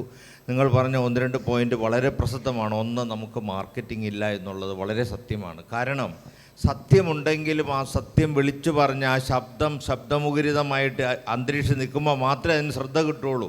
ആ ശബ്ദമുണ്ടാക്കാൻ നമ്മൾ ചിലർ ശ്രമിക്കുന്നുണ്ടെങ്കിലും മീഡിയ അതിനൊരു പ്രസക്തി തരുന്നില്ല എന്നുള്ള ഒരു വളരെ സാന്ദർഭികമായ ഒരു എന്താണ് പറയുന്നതിന് ഒരു യാഥാർത്ഥ്യം നിങ്ങളുടെ ശ്രദ്ധയിൽപ്പെടുത്തുവാണ് ഞാൻ. കാരണം ഈ കഴിഞ്ഞ പാൻഡമിക് വന്നപ്പോൾ എല്ലാ ദിവസവും ഈ കോവിഡ്-19 കുറിച്ച് ചർച്ചയാണ്. എത്ര ദിവസം ഹോമിയോപ്പതി ഡോക്ടർക്ക് ഹോമിയോപ്പതിയുടെ പോസിബിലിറ്റിയെക്കുറിച്ച് പറയാൻ നിങ്ങൾ അവസരം തന്നു? വർഷങ്ങൾ നിങ്ങൾ ചർച്ച ചെയ്തില്ലേ? ഈ വർഷങ്ങൾ ചർച്ച ചെയ്തതിൽ 1-2 ദിവസം ഒഴിച്ച്, അതും ഏകദേശം ഫ്രാക്ഷൻ ഓഫ് മിനിറ്റ്സ് ഒഴിച്ച് ഏതെങ്കിലും ദിവസം ഹോമിയോപ്പതിയുടെ പ്രസക്തിയെക്കുറിച്ച് നിങ്ങൾ ചർച്ച ചെയ്യാൻ അവസരം തന്നോ? അപ്പോൾ ജനത്തിൻ്റെ മുന്നിൽ ഈ മീഡിയ കൂടെ കേൾക്കുന്നതിനാണ് പ്രസക്തി. അത് സ്വാഭാവികമായിട്ട് കൂടുതൽ സമയം അലോപ്പതി മാത്രം ചർച്ച ചെയ്യുമ്പോൾ അത് മാത്രമേ ജനത്തിൻ്റെ ശ്രദ്ധയിൽ വരുന്നുള്ളൂ. ഇപ്പം തന്നെ ഒരു പാൻഡമിക് ആക്ട് നമ്മുടെ നാട്ടിൽ വന്നിട്ടുണ്ട്. അലോപ്പതിക്കാരൻ അലോപ്പതിയിൽ ചികിത്സ ഇല്ലാത്തതിന് കുത്തക അവർ ആ നിയമത്തിലൂടെ നേടിയിരിക്കുക. ഹോമിയോപ്പതി ഡോക്ടറെ എടുത്ത് ആ രോഗി ചികിത്സിക്കാൻ വന്നാൽ അങ്ങോട്ട് റെഫർ ചെയ്തില്ലെങ്കിൽ 25,000 രൂപ ഫൈൻ അതിൻ്റെ അടുത്ത് വെച്ചേക്കുക. നമ്മളെങ്ങനെ ഇത് പ്രൂവ് ചെയ്യാൻ പറ്റും? ഇപ്പോൾ അമേരിക്കയിലുണ്ട്, നിയമം മൂലം ഹോമിയോപ്പതി നിരോധിച്ചിരിക്കുകയാണ്. ഒരു ഹോമിയോപ്പതി ഡോക്ടറിന് ഒരു ലാബ് റിക്വസ്റ്റ് കൊടുക്കാൻ അവിടെ പറ്റത്തില്ല. എന്നിട്ട് കൈയും കാലും കൂച്ചി ഇട്ടിട്ട് നിങ്ങളുടെ എവിഡൻസ് എവിടെയെന്നാണ് ചോദിക്കുന്നത്. ഇപ്പം നമ്മൾ ഇൻ്റർനാഷണൽ ഫോറവുമായി ബന്ധപ്പെട്ട് അന്താരാഷ്ട്ര തലത്തിൽ ബന്ധപ്പെട്ട് കഴിഞ്ഞപ്പോഴാണ് ഇതൊക്കെ ബോധ്യപ്പെടുന്നത്. ഈ നമ്മുടെ തൊട്ടടുത്തുള്ള പാകിസ്ഥാനിൽ ഹോമിയോപ്പതി അവിടെ കോഴ്സുണ്ട്. തെർമോമീറ്റർ ഉപയോഗിക്കാൻ പാടില്ല, സ്റ്റെതസ്കോപ്പ് ഉപയോഗിക്കാൻ പാടില്ല, ഡോക്ടറെന്ന് പേരും വയ്ക്കാൻ പാടില്ല. നമ്മുടെ നാട്ടിലെ നിയമം കൊണ്ടുവരാൻ ശ്രമിച്ചതാണ്. നമ്മൾ ഇടപെട്ട് അത് ഹോമിയോ ഡോക്ടർമാർ ഡോക്ടർ എന്ന് പറയരുത്. ഇതൊക്കെ അണ്ടർഗ്രൗണ്ടിൽ നടക്കുവാണ്. അപ്പോൾ ഹോമിയോപ്പതി ഡോക്ടർമാരുടെ നിലവാരം താഴ്ത്തിക്കെട്ടി അവഹേളിക്കാനും അവരുടെ ശബ്ദം സമൂഹത്തിൽ കേൾക്കാതിരിക്കാനും നിയമനിർമ്മാണം ഉൾപ്പെടെ നടത്തിവെച്ചിട്ട് നമുക്ക് ശബ്ദമില്ല എന്ന് പറയുന്നതിൽ എന്താ അർത്ഥമുള്ളത്? മീഡിയയുടെ കാര്യത്തിൽ തന്നെ ഇപ്പം നമുക്കറിയാം പലരും വേർഡ് ഓഫ് മൗത്താണെന്ന്. കാരണം അതേ നിവൃത്തിയുള്ളൂ. എനിക്ക് ഇത്രയും പേരുടെ അടുത്ത് ഇതിൻ്റെ ശാസ്ത്രീയത ശരിയായിട്ട് ബോധ്യപ്പെടുത്താൻ സാധിക്കുന്ന ഒരു വ്യക്തിയാണ് ഞാൻ. പക്ഷേ ഈ മീഡിയയിൽ പബ്ലിസിറ്റി കൊടുക്കാൻ എത്ര മീഡിയക്കാരെ സമീപിച്ചു, അത് ആരും പറയുന്നില്ല. പറയാൻ അവർക്കും പേടിയാണ്. കാരണം അവരുടെ ഫണ്ടിങ്ങും മറ്റോടുന്ന തന്നെ. അപ്പോൾ ഇത് വലിയൊരു ഫാക്ടറാണെന്ന് മനസ്സിലാക്കുക. ഇതിൻ്റെ അകത്ത് ഇപ്പം ഞാനൊരു കാര്യത്തോട് ചോദിക്കട്ടെ, COVID-19 വാക്സിൻ ഇതുവരെ mRNA വാക്സിൻ ഇതുവരെ ലോക ചരിത്രത്തിൽ വാക്സിനായിട്ട് ഉപയോഗിക്കുന്നതാണ്, പ്രൂഫില്ലാത്തതാണ്. അത് ലോകം മൊത്തം മാൻഡേറ്ററി ആയിട്ട് കൊടുക്കാൻ എന്ത് പ്രൂഫിൻ്റെ അടിസ്ഥാനത്തിലാണ് നമ്മുടെ ലോകം മൊത്തം ചെയ്തത്? ലോകാരോഗ്യ സംഘടന എന്ന കുത്തകകളുടെ നിർമ്മിതിയായ സംഘടന പറയും, നമ്മൾ അതേ വരി ഫോളോ ചെയ്യാണ്. അപ്പോൾ ഇങ്ങനെ ചില യാഥാർത്ഥ്യങ്ങൾ തുറന്നു കാണിക്കാൻ എത്ര മീഡിയാസ് ഇൻവെസ്റ്റിഗേറ്റ് ജേർണലിസ്റ്റിലൂടെ സത്യം കണ്ടെത്താൻ ശ്രമിച്ചത് പറയുന്നുണ്ടോ സമൂഹത്തോട്? നമ്മളെല്ലാം വേൾഡ് ഹെൽത്ത് ഓർഗനൈസേഷനെ ഫോളോ അല്ലേ? അവരുടെ നിർദ്ദേശം അനുസരിച്ച് കഴിച്ച ഈ വാക്സിൻ എടുത്തിട്ട് കുഴഞ്ഞു വീണ് മരണങ്ങൾ 100 കണക്കിന് ഇവിടെ നടക്കുമ്പോൾ ഒരു അന്വേഷണങ്ങൾ നടത്തുന്നുണ്ടോ? കേരളത്തിൽ ഒരൊറ്റ കേസ് നിപ്പ വന്നപ്പോൾ ആരോഗ്യമന്ത്രി നേരിട്ട് ഫ്രണ്ട് പേജിൽ വാർത്ത വരുത്തിയില്ലേ അതിന്? അത് നിങ്ങൾ എന്ത് ശ്രദ്ധിക്കാത്ത? ഒറ്റ കേസേ ഉള്ളൂ, സസ്പെക്റ്റഡ് കേസാണ്. ആ കേസ് കൊണ്ട് പത്രത്തിൻ്റെ ഫ്രണ്ട് പേജിൽ ആരോഗ്യമന്ത്രി നേരിട്ട് നടത്തി പ്രസ്താവന. എന്നാൽ 100 കണക്കിന് ഈ വാക്സിൻ ഗവൺമെൻറ് പറഞ്ഞ് നടത്തിയതിൻ്റെ സൈഡ് എഫക്റ്റ് കൊണ്ട് ഇവിടെ കുഴഞ്ഞു വീണ് മരണങ്ങൾ നടക്കുമ്പോൾ അതേക്കുറിച്ച് അങ്ങനെയാണോ എന്ന് പഠനം നടത്താനെങ്കിലും റെഡിയായോ? അപ്പോൾ ലോകാരോഗ്യ സംഘടനയുടെ യാഥാർത്ഥ്യം മനസ്സിലാക്കണം. ഇതുപോലെയുള്ള വരുന്ന കുത്തകകളുടെ സമ്മർദ്ദങ്ങളും ഇതൊക്കെ നമ്മൾ മനുഷ്യത്വപരമായിട്ട് പരിഗണിച്ച് ഈ പ്രൂവ് ചെയ്യാത്തതല്ല. ലോകത്തുള്ള എല്ലാ ഹോമിയോ ഡോക്ടർമാരും ഒരു കാര്യം പ്രൂവ് ചെയ്താലേ അത് പ്രൂവണാവത്തോണ്ടില്ല. ഒരാൾ പ്രൂവ് ചെയ്താൽ മതി. മറ്റവർക്ക് 1000 പ്രൂവിങ് ഉണ്ട്, നമുക്ക് ഒരെണ്ണമുള്ളൂ എന്ന് പറഞ്ഞ അർത്ഥമില്ല. സത്യം ഒരാൾ പ്രൂവ് ചെയ്താലും പ്രൂവ് ചെയ്യുന്നതാണ്. അപ്പോൾ ഇങ്ങനെയുള്ള ചില ഇൻവെസ്റ്റിഗേറ്റീവ് കാര്യങ്ങൾ നമ്മൾ സ്വയം കണ്ടെത്തി സത്യം ലോകത്തെ അറിയിക്കാനുള്ള ഉത്തരവാദിത്വം മീഡിയ കാണിക്കണമെന്ന് വിനീതമായൊരു അഭ്യർത്ഥന നടത്തിക്കൊണ്ട് നിർത്തുന്നു. സമയക്കുറവ്. പ്രേക്ഷകരിൽ നിന്ന് ആരൊക്കെയോ ഓഡിയൻസിൽ നിന്ന് ഡോക്ടേഴ്സിന് എന്തൊക്കെയോ ചോദിക്കാറുണ്ട്. അവർ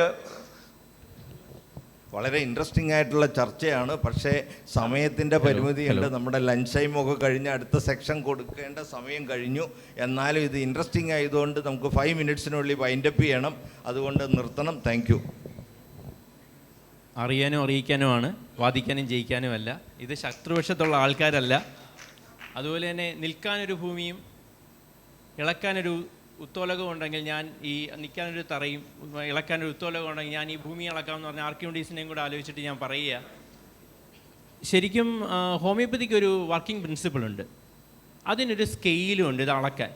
അപ്പോൾ അത് അലോപ്പതിയുടെ ഒരു സ്കെയിൽ എടുത്ത് വെച്ച് ഹോമിയോപ്പതി അളക്കരുതെന്ന് മാത്രമേ ഉള്ളൂ. ഹോമിയോപ്പതിക്ക് തീർച്ചയായിട്ടും റിസൾട്ടുണ്ട്. കാരണം ഞാനൊരു പ്രാക്ടീസിങ് ഹോമിയോപ്പതിയാണ്, 30 വർഷമായിട്ട് പ്രാക്ടീസ് ചെയ്യുക. അപ്പം അക്യൂട്ട് എമർജൻസികളാണ് ഞാൻ എൻ്റെ ക്ലിനിക്കിൽ കൈകാര്യം ചെയ്യുന്നത്. ഞാനൊരു ശാസ്ത്രജ്ഞനല്ല, പക്ഷേ ഞാനൊരു ഫിസിഷ്യനാണ്. ഒരുപാട് തരത്തിലുള്ള പേഷ്യൻസ് എൻ്റെ അടുത്ത് വരുന്നുണ്ട്. ക്രിട്ടിക്കൽ എമർജൻസീസാണ് എൻ്റെ അടുത്ത് ദിവസവും വരുന്നത്. ഇത് ഞാൻ ഇന്ന് മാറ്റിയില്ലെങ്കിൽ നാളെ എനിക്ക് അടിയുള്ളൂ, ആരും കാണില്ല, സംഘടനയൊക്കെ പിന്നെ വരത്തേ ഉള്ളൂ. അപ്പോൾ വളരെ ക്രിട്ടിക്കൽ എമർജൻസികൾ എനിക്ക് മാനേജ് ചെയ്യാൻ പറ്റുന്നത് ഇതിനൊരു സിമിലിയ സിമിലിബസ് ക്യൂറൻഡം എന്നൊരു പ്രിൻസിപ്പിളുണ്ട്. ഈ അടിസ്ഥാന തത്വത്തിൽ ഉറച്ചു നിന്നിട്ടാണ് ഞങ്ങൾ മെഡിസിൻസ് സെലക്ട് ചെയ്യുന്നത്. ഇപ്പോൾ അമീബിക് മസ്തിഷ്ക ജ്വരമല്ല, എന്തെങ്കിലും ഒരു ചെറിയ പനിയാവട്ടെ, ഏതെങ്കിലും ഒരു ഫ്ലൂ പനിയാവട്ടെ വരുമ്പോൾ 5 പേരാണെങ്കിൽ 5 പേരുടെയും കേസ് വളരെ ഫാസ്റ്റായിട്ട് കേട്ടിട്ട് വളരെ പെട്ടെന്ന് സെലക്ട് ചെയ്യുന്ന, അതിൻ്റെ പ്രത്യേകതകൾ വെച്ചിട്ട് സെലക്ട് ചെയ്യുന്ന മെഡിസിൻസ് വെച്ചിട്ട് നമുക്ക് രോഗം മാറ്റാൻ വളരെ പെട്ടെന്ന് പറ്റും. ഹോമിയോപ്പതി 2 ദിവസം കൊണ്ട് തന്നെ രോഗം മാറ്റും.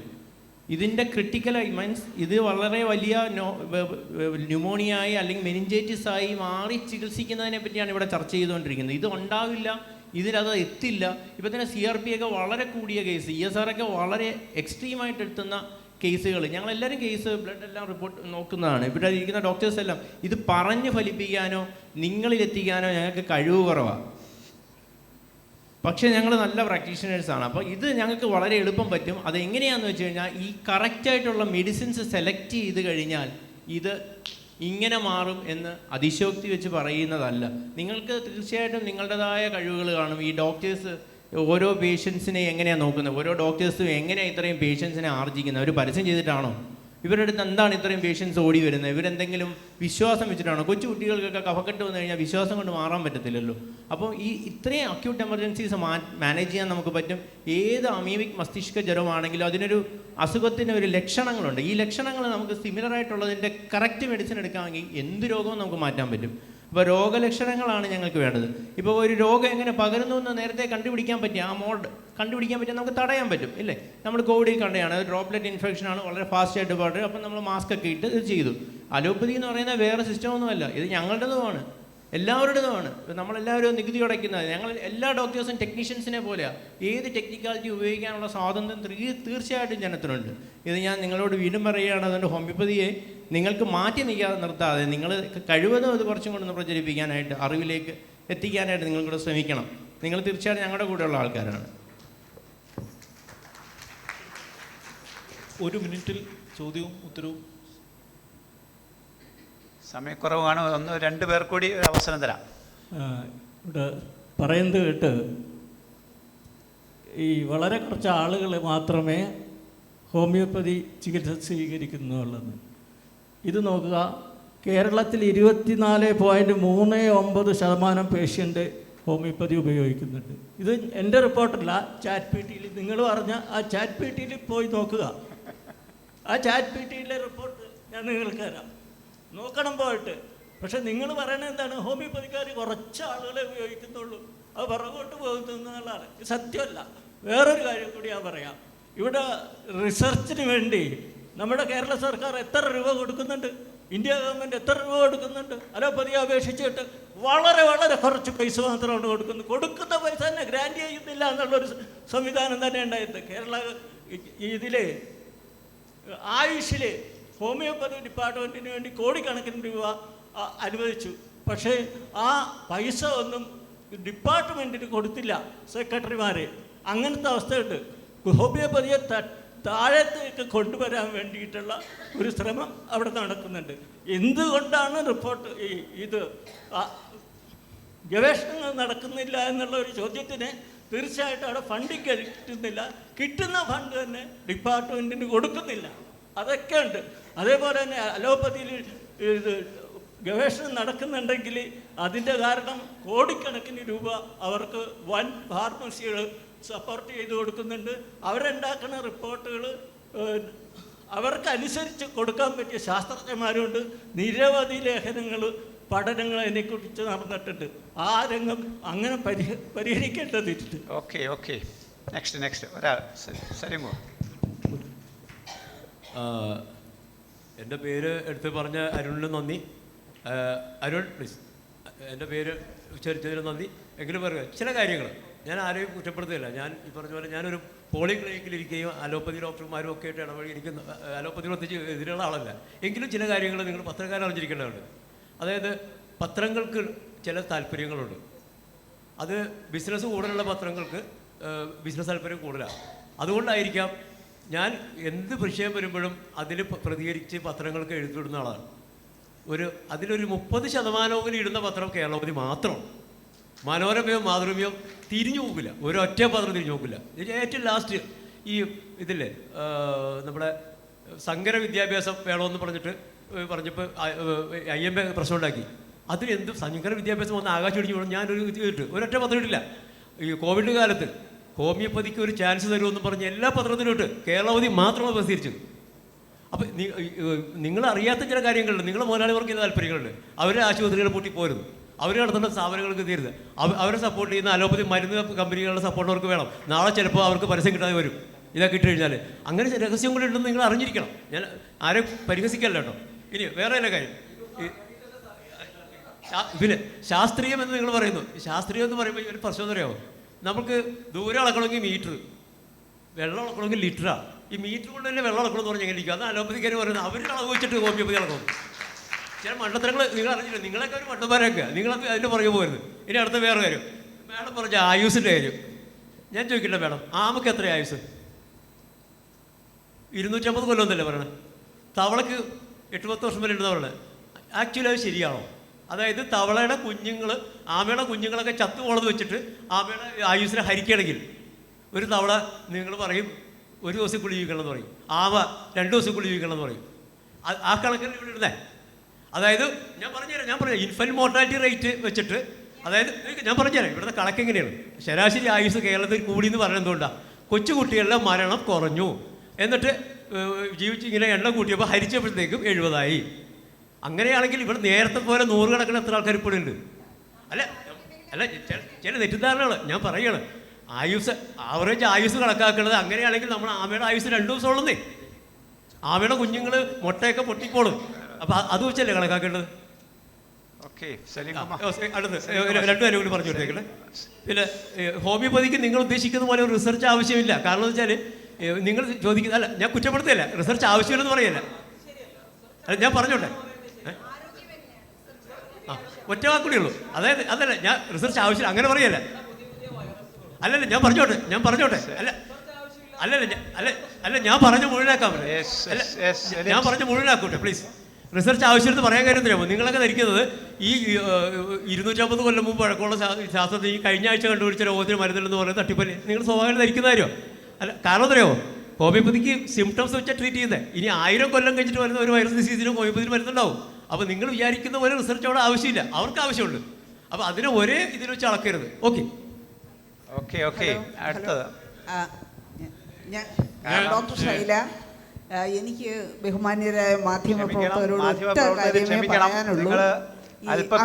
എൻകഫലൈറ്റിസ് അല്ലെങ്കിൽ നിപ്പ ഇതുപോലെ വരുന്ന സാംക്രമിക രോഗങ്ങൾ വരുമ്പോൾ നമുക്ക് ചികിത്സിക്കേണ്ട, ഒരു പൈലറ്റ് സ്റ്റഡിയെങ്കിലും ആ രോഗികളെ കണ്ട് എന്തൊക്കെയാണ് അവർക്കുണ്ടാകുന്ന രോഗലക്ഷണങ്ങളെന്ന് പഠിക്കാനുള്ളൊരവസരം മാധ്യമപ്രവർത്തകരായ നിങ്ങൾക്ക് മാധ്യമങ്ങളിലൂടെ കൊണ്ടുവരാൻ പറ്റൂ? ആ ഒരൊറ്റ ചോദ്യമേ ഇരിക്കും. തീർച്ചയായിട്ടും ഡോക്ടർ ഷൈല പറഞ്ഞത് വളരെ പ്രധാനപ്പെട്ടൊരു പോയിൻ്റാണ്. കാരണം ഈ ഇത്തരം പുതിയ അസുഖങ്ങൾ, പുതിയ വൈറസുകളൊക്കെ വരുന്ന സമയത്ത് അതിൻ്റെ പഠനത്തിൽ ഹോമിയോപ്പതി വിഭാഗത്തെ കൂടി പങ്കാളികളാക്കണമെന്ന കാര്യത്തിൽ ഒരു സംശയവുമില്ല. അത് ആവശ്യം തന്നെയാണ്. ഒരു പക്ഷേ ഹോമിയോപ്പതിയെ മാറ്റി നിർത്താൻ വേണ്ടിയുള്ള ബോധപൂർവമായ ശ്രമങ്ങൾ ചില ഭാഗങ്ങളിൽ നിന്ന് സംഭവിച്ചിട്ടുണ്ടായിരിക്കാം. അത് തീർച്ചയായിട്ടും അഡ്രസ്സ് ചെയ്യപ്പെടേണ്ട ഒരു വിഷയമാണ്. പിന്നെ ഡോക്ടർ സലീം കുമാർ പറഞ്ഞവരോട് പൂർണ്ണമായിട്ടും വിയോജിക്കുകയാണ്. റിസർച്ച് വേണ്ട എന്ന് പറയുന്ന ആ ഒരു ആസ്പെക്റ്റ് ശരിയല്ല.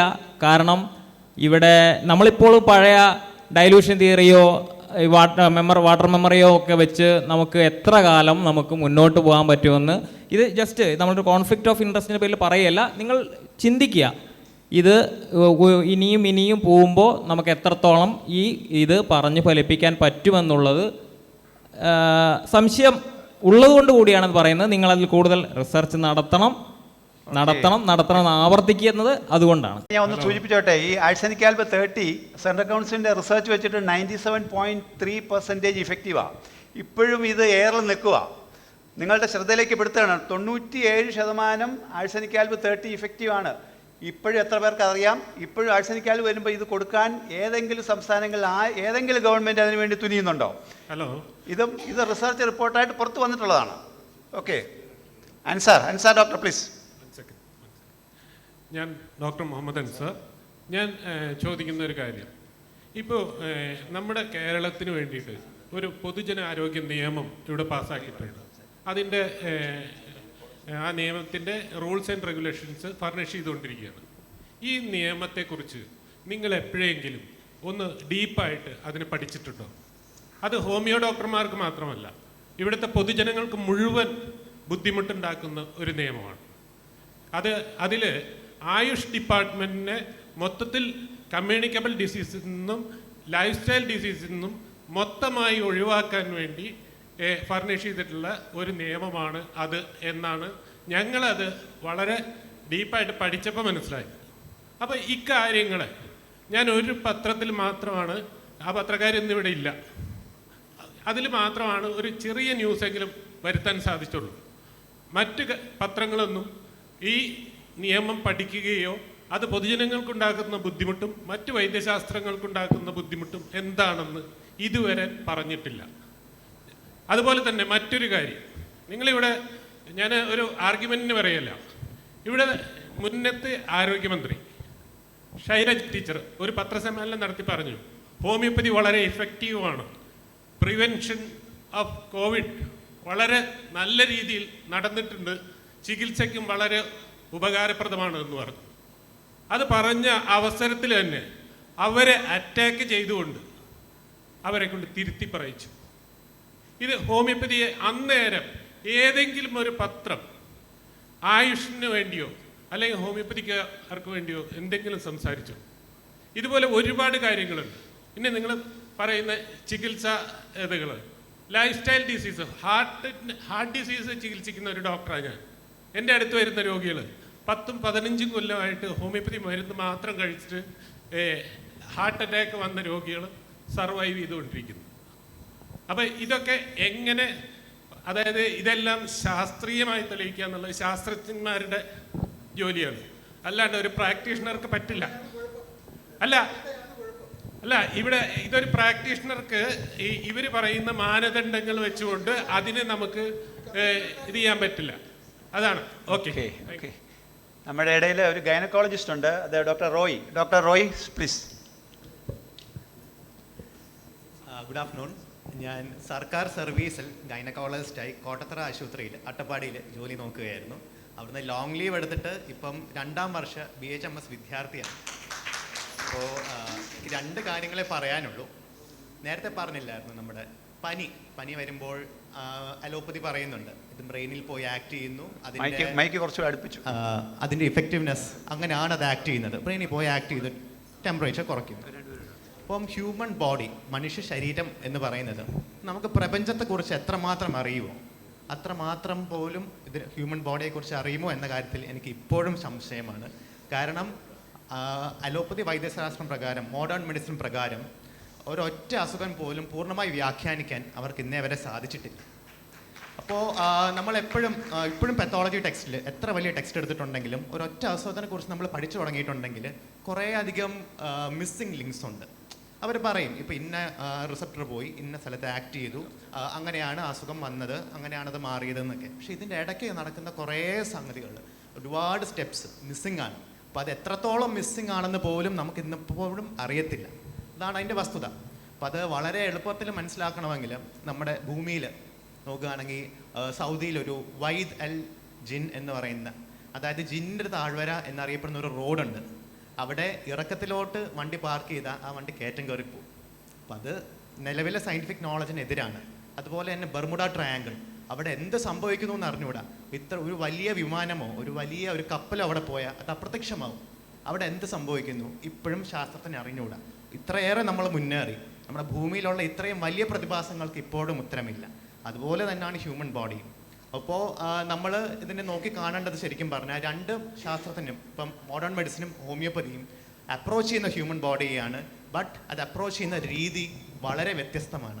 ഇപ്പോൾ 2ലും സയൻസ് ഉണ്ട്, തീർച്ചയായും സയൻസ് ഉണ്ട്. അതുകൊണ്ടാണ്. പിന്നെ 2ാമത്തെ കാര്യം sir, please. Thank you. Because it is 2 o'clock now. It is already lunch time is over. ഞാനൊരു ഹോമിയോപ്പതി ഡോക്ടറല്ല, ഞാൻ ഹോമിയോപ്പതി മരുന്ന് ഉപയോഗിക്കുന്ന ഒരാളാണ്. ഞാൻ ഹോമിയോപ്പതി സ്നേഹിയാണ്. ഹോമിയോപ്പതി 25 വർഷമായിട്ട് ഞാൻ യൂസ് ചെയ്യുന്നതാണ്. ഇപ്പം ഇവിടെ മീഡിയയിലിരിക്കുമ്പം നിങ്ങൾ ഓരോരുത്തരും പറഞ്ഞത് സാധാരണ ജനങ്ങളിൽ എങ്ങനെ എത്താൻ പറ്റുമില്ലേ, സാധാരണ ജനങ്ങൾക്ക് മനസ്സിലാവണം. അപ്പം ഞാനൊരു സാധാരണ ജനം എന്നുള്ള ഒരു വ്യക്തി എന്നുള്ള രീതിയിൽ ഞാൻ പറയാണ്, ഞാൻ ഈ ഹോമിയോപ്പതി ഉപയോഗിച്ച് കഴിഞ്ഞ് ഈ ക്ലാസ് കേൾക്കാൻ തുടങ്ങിയതിൻ്റെ അന്ന് മുതലാണ് എനിക്ക് മെൻ്റലി സ്ട്രെങ്ത് വന്നത്. എല്ലാ അസുഖത്തിനും മരുന്നുണ്ട്, എല്ലാം നമുക്ക് ചികിത്സിച്ച് ഇതിലൂടെ മാറ്റാൻ പറ്റും. അപ്പം അത് കഴിഞ്ഞപ്പോഴാണ് കോവിഡ് വാക്സിൻ്റെ കാര്യം വന്നപ്പം ഞാൻ എടുത്തിട്ടില്ല. ഞാനും എൻ്റെ വീട്ടിലുള്ള ആരും എടുത്തിട്ടില്ല. എനിക്ക് തോന്നുന്നു എൻ്റെ നാട്ടിൽ ഞാൻ മാത്രമേ എടുക്കാറുള്ളൂ എന്ന് തോന്നുന്നു. അപ്പം എന്തുകൊണ്ടാണ് എനിക്ക് ധൈര്യമായിട്ട് അവരോട് പറയാൻ പറ്റിയ, കുഴപ്പമില്ല ഞാൻ എടുക്കൂല, നിങ്ങൾക്ക് എനിക്ക് ഷുവറിറ്റി തരാൻ പറ്റുമോ, എനിക്ക് ഒന്നും പറ്റൂല എന്നുള്ളത്, എനിക്ക് അലർജിയുണ്ട്. അപ്പം ഇതെങ്ങനെ ജനങ്ങളിൽ എത്തിക്കാൻ പറ്റും? അപ്പം അതിന് ഏറ്റവും വലിയൊരു കാര്യമാണ് മീഡിയ. മീഡിയ എഴുതി കഴിഞ്ഞാൽ നമ്മുടെ മീഡിയയിൽ എന്ത് വന്നാലും ഇപ്പം ജനങ്ങൾ വിശ്വസിക്കും. അപ്പം എല്ലാവരും മാക്സിമം നമ്മുടെ സാധാരണ ജനങ്ങളെ രക്ഷിക്കാനും വേണ്ടിയിട്ടും അവരിലെ ബുദ്ധിമുട്ടുകൾ മനസ്സിലാക്കി അവരെ ഹീൽ ചെയ്യാനും നമുക്ക് പറ്റുന്നത്, അവരിലെ പോസിറ്റീവായിട്ട് എന്ത് ന്യൂസ് വന്നാലും നിങ്ങളത് ഒന്നും വിചാരിക്കാതെ അത് ജനങ്ങളിൽ എത്തിക്കാൻ നോക്കുക. ഞാൻ പറയുന്ന ഇവിടെ ഇരിക്കുന്ന ഓരോ ഡോക്ടേഴ്സിൻ്റെ അടുത്തും എനിക്ക് പറയാൻ പറ്റുന്നത്, നിങ്ങൾ ഓരോരുത്തരും ദിവസവും നിങ്ങളുടെ എക്സ്പീരിയൻസ് ഷെയർ ചെയ്ത് വീഡിയോ ഉള്ള ഫേസ്ബുക്കിലാണെങ്കിലും എല്ലാ ചാനലുകളിലും എല്ലാ യൂട്യൂബ് ചാനലിലും ഇൻസ്റ്റയിലും എല്ലാം നിങ്ങൾ പോസ്റ്റ് ചെയ്യണം. എന്നാൽ ഇത് സാധാരണ ജനങ്ങളിൽ എത്തുള്ളൂ, അവർക്ക് സ്ട്രെങ്ത് വരുള്ളൂ. പിന്നെ നമുക്ക് അവർ വേണമെങ്കിൽ ബാക്കിയുള്ളതിലേക്ക് പോയിക്കോളും. Thank you. വളരെ കോൺട്രവേഴ്ഷ്യൽ ആയിട്ടുള്ള സബ്ജക്റ്റ് ഒന്നും അല്ല ഇത്. നമ്മൾ ഹോമിയോപ്പതി ഞാൻ മുമ്പ് പറഞ്ഞ മാതിരി 235 വർഷം മാത്രമേ പഴക്കമുള്ളൂ. ഇന്ത്യയിൽ മറ്റ് രാജ്യങ്ങളെ അപേക്ഷിച്ച് ഏറ്റവും കൂടുതൽ റിസർച്ച് ആക്ടിവിറ്റീസ് ഹോമിയോപ്പതിയിൽ നടക്കുന്നുണ്ട്. ഹോമിയോപ്പതി ഞാൻ central council for research and ഹോമിയോപ്പതിയിൽ അസിസ്റ്റൻ്റ് ഡയറക്ടറായിട്ട് റിട്ടയർ ചെയ്ത ആളാണ്. നമ്മൾ എപ്പിഡമിക്കിൻ്റെ കാര്യത്തിൽ പറഞ്ഞു കഴിഞ്ഞാൽ എപ്പിഡമിക്കിൽ H1N1 ഡെങ്കുവിലും അതുപോലെ ഇൻഫ്ലുവൻസ ലൈക്ക് ഇൽനസ് ജനറലായിട്ടും അതുപോലെ ചിക്കൻ ഗുനിയയിലും ഞങ്ങൾ റിസർച്ച് ആക്ടിവിറ്റീസ് കണ്ടക്ട് ചെയ്തിട്ടുണ്ട്, പബ്ലിഷ് ചെയ്തിട്ടുമുണ്ട് ഡോക്യുമെൻറ്റ്സ്. പക്ഷേ നമ്മുടെ ആൾക്കാർ പലരും IJRHൻ്റെ പബ്ലിക്കേഷൻസോ അതുപോലുള്ള പബ്ലിക്കേഷൻസോ വായിക്കുന്നില്ല. ആ ഒരു റിസർച്ച് ആപ്റ്റിറ്റ്യൂഡോടുകൂടി നമ്മൾ തന്നെ മുമ്പോട്ട് വരാനുണ്ട്, നമ്മുടെ ആറ്റിറ്റ്യൂഡ് മാറേണ്ടതുണ്ട്. കാരണം എന്ന് വെച്ച് കഴിഞ്ഞാൽ നമ്മൾക്കൊരു ശക്തമായിട്ടുള്ള ഒരു സെറ്റ് ഓഫ് എതിരാളികളുണ്ട്. ഹോമിയോപ്പതി കൊണ്ട് ഒന്നും ശരിയാവത്തില്ല എന്ന് പറയുമ്പോൾ തന്നെ ഇവിടെ മറ്റൊരു ഡോക്ടർ പറയുന്നുണ്ട് 24% ആൾക്കാർ ഹോമിയോപ്പതി ഉപയോഗിക്കുന്നവരാണ്. എന്നാൽ മൊത്തത്തിൽ അങ്ങനെ പറയുമ്പോൾ മൊത്തത്തിലുള്ള കണക്ക് നോക്കിക്കഴിഞ്ഞാൽ 50% ആളുകളെങ്കിലും ഹോമിയോപ്പതി മെഡിസിൻ ഫേവർ ചെയ്യുന്ന ആൾക്കാരാണ്.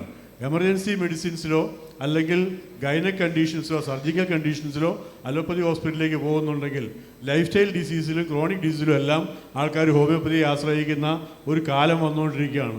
ഇതൊരു പക്ഷേ പ്രിവെൻറ്റ് ചെയ്യാൻ ഉള്ള ഒരു താല്പര്യം ഉള്ളതുകൊണ്ടായിരിക്കാം അത് സംഭവിക്കുന്നത്. നമ്മളിവിടെ നമ്മുടെ ഹൈലൈറ്റ്സ് നമ്മൾ തമ്മിലും മറ്റുള്ളവരിലേക്കും എത്തിക്കാനുള്ള ഒരു ശ്രമം ഉണ്ടാവണം. ഞാൻ ഒരു മിനിറ്റും കൂടെ എൻ്റെ സുഹൃത്ത് ഡോക്ടർ ദേവദത്ത നായിക്ക് ഇവിടെയുണ്ട്. ആൻഡ് കോവിഡിൽ നമ്മുടെ homeopathy research council all the COVID activities have been coordinated by Dr. Devadatta Naik. Now, first of all, I want to say that we people are not silent. Government has got a Central Council for Research in Homeopathy, and we are active also in this controlling and publishing the activity of homeopathy medicine. And Dr. Devadatta Naik may say about the few words about the activities in the homeopathic research.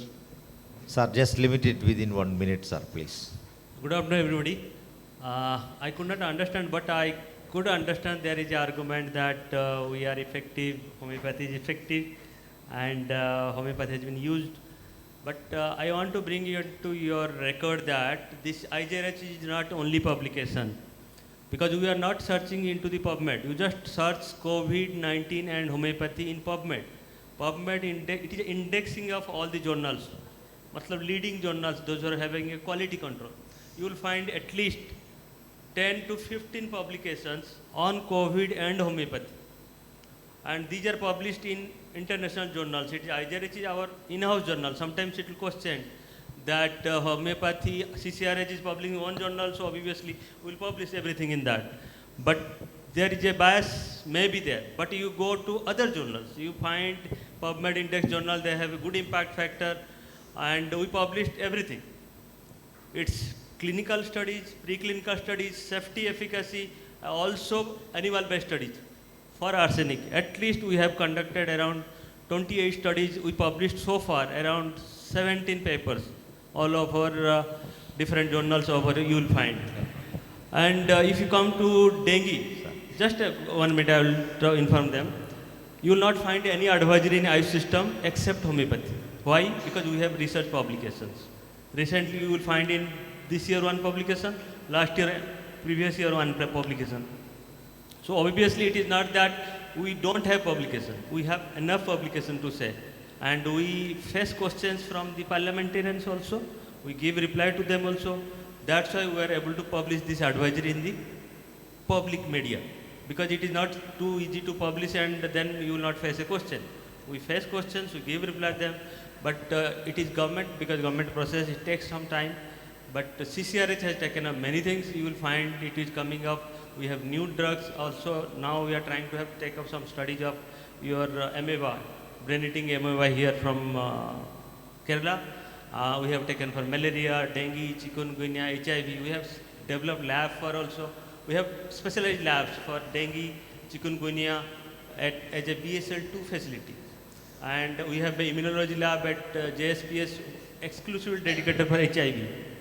So we are taking up many other things, and though it takes some time because government process, establishment, purchase, lab procurement. Yes, sir. Thank you. Thank you. Yes, sir. Thank you. Now it is concluding time. കാരണം ഡോക്ടർമാരുടെയും ഇവിടെ ഇരിക്കുന്നവരുടെയൊക്കെ വികാരം മാധ്യമപ്രവർത്തകർ ഉൾക്കൊണ്ടിട്ടുണ്ടെന്ന് എനിക്ക് മനസ്സിലാകുന്നു. എന്ത് തന്നെയാണെന്നുണ്ടെങ്കിലും ഏതാണ്ട് 100ഓളം രാജ്യങ്ങളിൽ homeopathy ഇന്ന് നിലവിലുണ്ട്. ഏതാണ്ട് 200ഓളം രാജ്യങ്ങളിൽ മറ്റ് സിസ്റ്റംസ് വ്യാപിച്ച് കിടക്കുന്നു. ആയുർവേദം ഏതാണ്ട് ഇന്ത്യയിലോ നേപ്പാളിലോ ശ്രീലങ്കയിലോ മാത്രമേ ഉള്ളൂ. എന്ന് തന്നെയാണ് 225 വർഷം മാത്രം പഴക്കമുള്ള ഈ ഹോമിയോപ്പതി ഏറ്റവും ഇളയ സന്തതിയാണ്. ഇന്ന് ഏതാണ്ട് 100ഓളം രാജ്യങ്ങളിൽ വ്യാപിച്ചിട്ടുണ്ട്. അപ്പം 2ാം സ്ഥാനത്ത് ലോകത്ത് നിൽക്കുന്ന ഒരു സിസ്റ്റം എന്ന നിലയിലാണ് ഇന്ന് ഹോമിയോപ്പതി നിലനിൽക്കുന്നത്. തീർച്ചയായിട്ടും നമ്മുടെ ഡോക്ടർമാരുടെ വികാരങ്ങൾ ഉൾക്കൊണ്ടുകൊണ്ട് നിങ്ങൾക്കുള്ള ഓരോ മിനിറ്റ് ഒരു കൺക്ലൂഷൻ എന്ന നിലയിൽ എല്ലാവരും ഒന്ന് പ്രതികരിക്കണമെന്ന് വിനീതമായി അഭ്യർത്ഥിക്കുകയാണ്. Thank you. ഞാൻ മീഡിയ ഞങ്ങളെല്ലാവരെയും റെപ്രസെൻ്റ് ചെയ്ത് ഞങ്ങൾ പറയുകയാണ്, ഞങ്ങൾ ആരുടെയും വക്താക്കളല്ല, ഞങ്ങൾ നിങ്ങളോടൊപ്പവും ഉള്ളവർ തന്നെയാണ്. നിങ്ങളുടെ ജേർണൽസും നിങ്ങളുടെ ആവശ്യങ്ങളും പരിഗണിക്കപ്പെടുകയും അത് എഴുതുകയും ചെയ്യാൻ ഞങ്ങൾ സന്നദ്ധരാണ് എന്ന് ആദ്യമേ അറിയിക്കട്ടെ. ഞങ്ങളും നിങ്ങളും തമ്മിലുള്ള ദൂരം അല്പം കുറയ്ക്കുക. അതിന് നിങ്ങളുടെ സംഘടനകളോ നിങ്ങളുടെ ഇൻഡിവിജ്വൽസോ മുന്നോട്ട് വരിക. ഇതാണ് എനിക്ക് പറയാനുള്ളത്. Thank you. ഇതിനോട് അനുബന്ധമായിട്ട് ഞാനും ഒരു കാര്യം പറയട്ടെ. കരയുന്ന കുഞ്ഞിനെ പാലുള്ളൂ. കാര്യങ്ങൾ പുറത്തറിയണം, പത്രദ്വാര അറിയണം. അതിന് ഒരു കാര്യം നിങ്ങൾക്ക് ചെയ്യാവുന്നുള്ളത്, ഇത് അഡ്വക്കസി നടത്താനായിട്ട് ഒരു ചെറിയ കമ്മിറ്റി നിങ്ങളുടെ ഇടയിൽ നിന്ന് എടുക്കുക.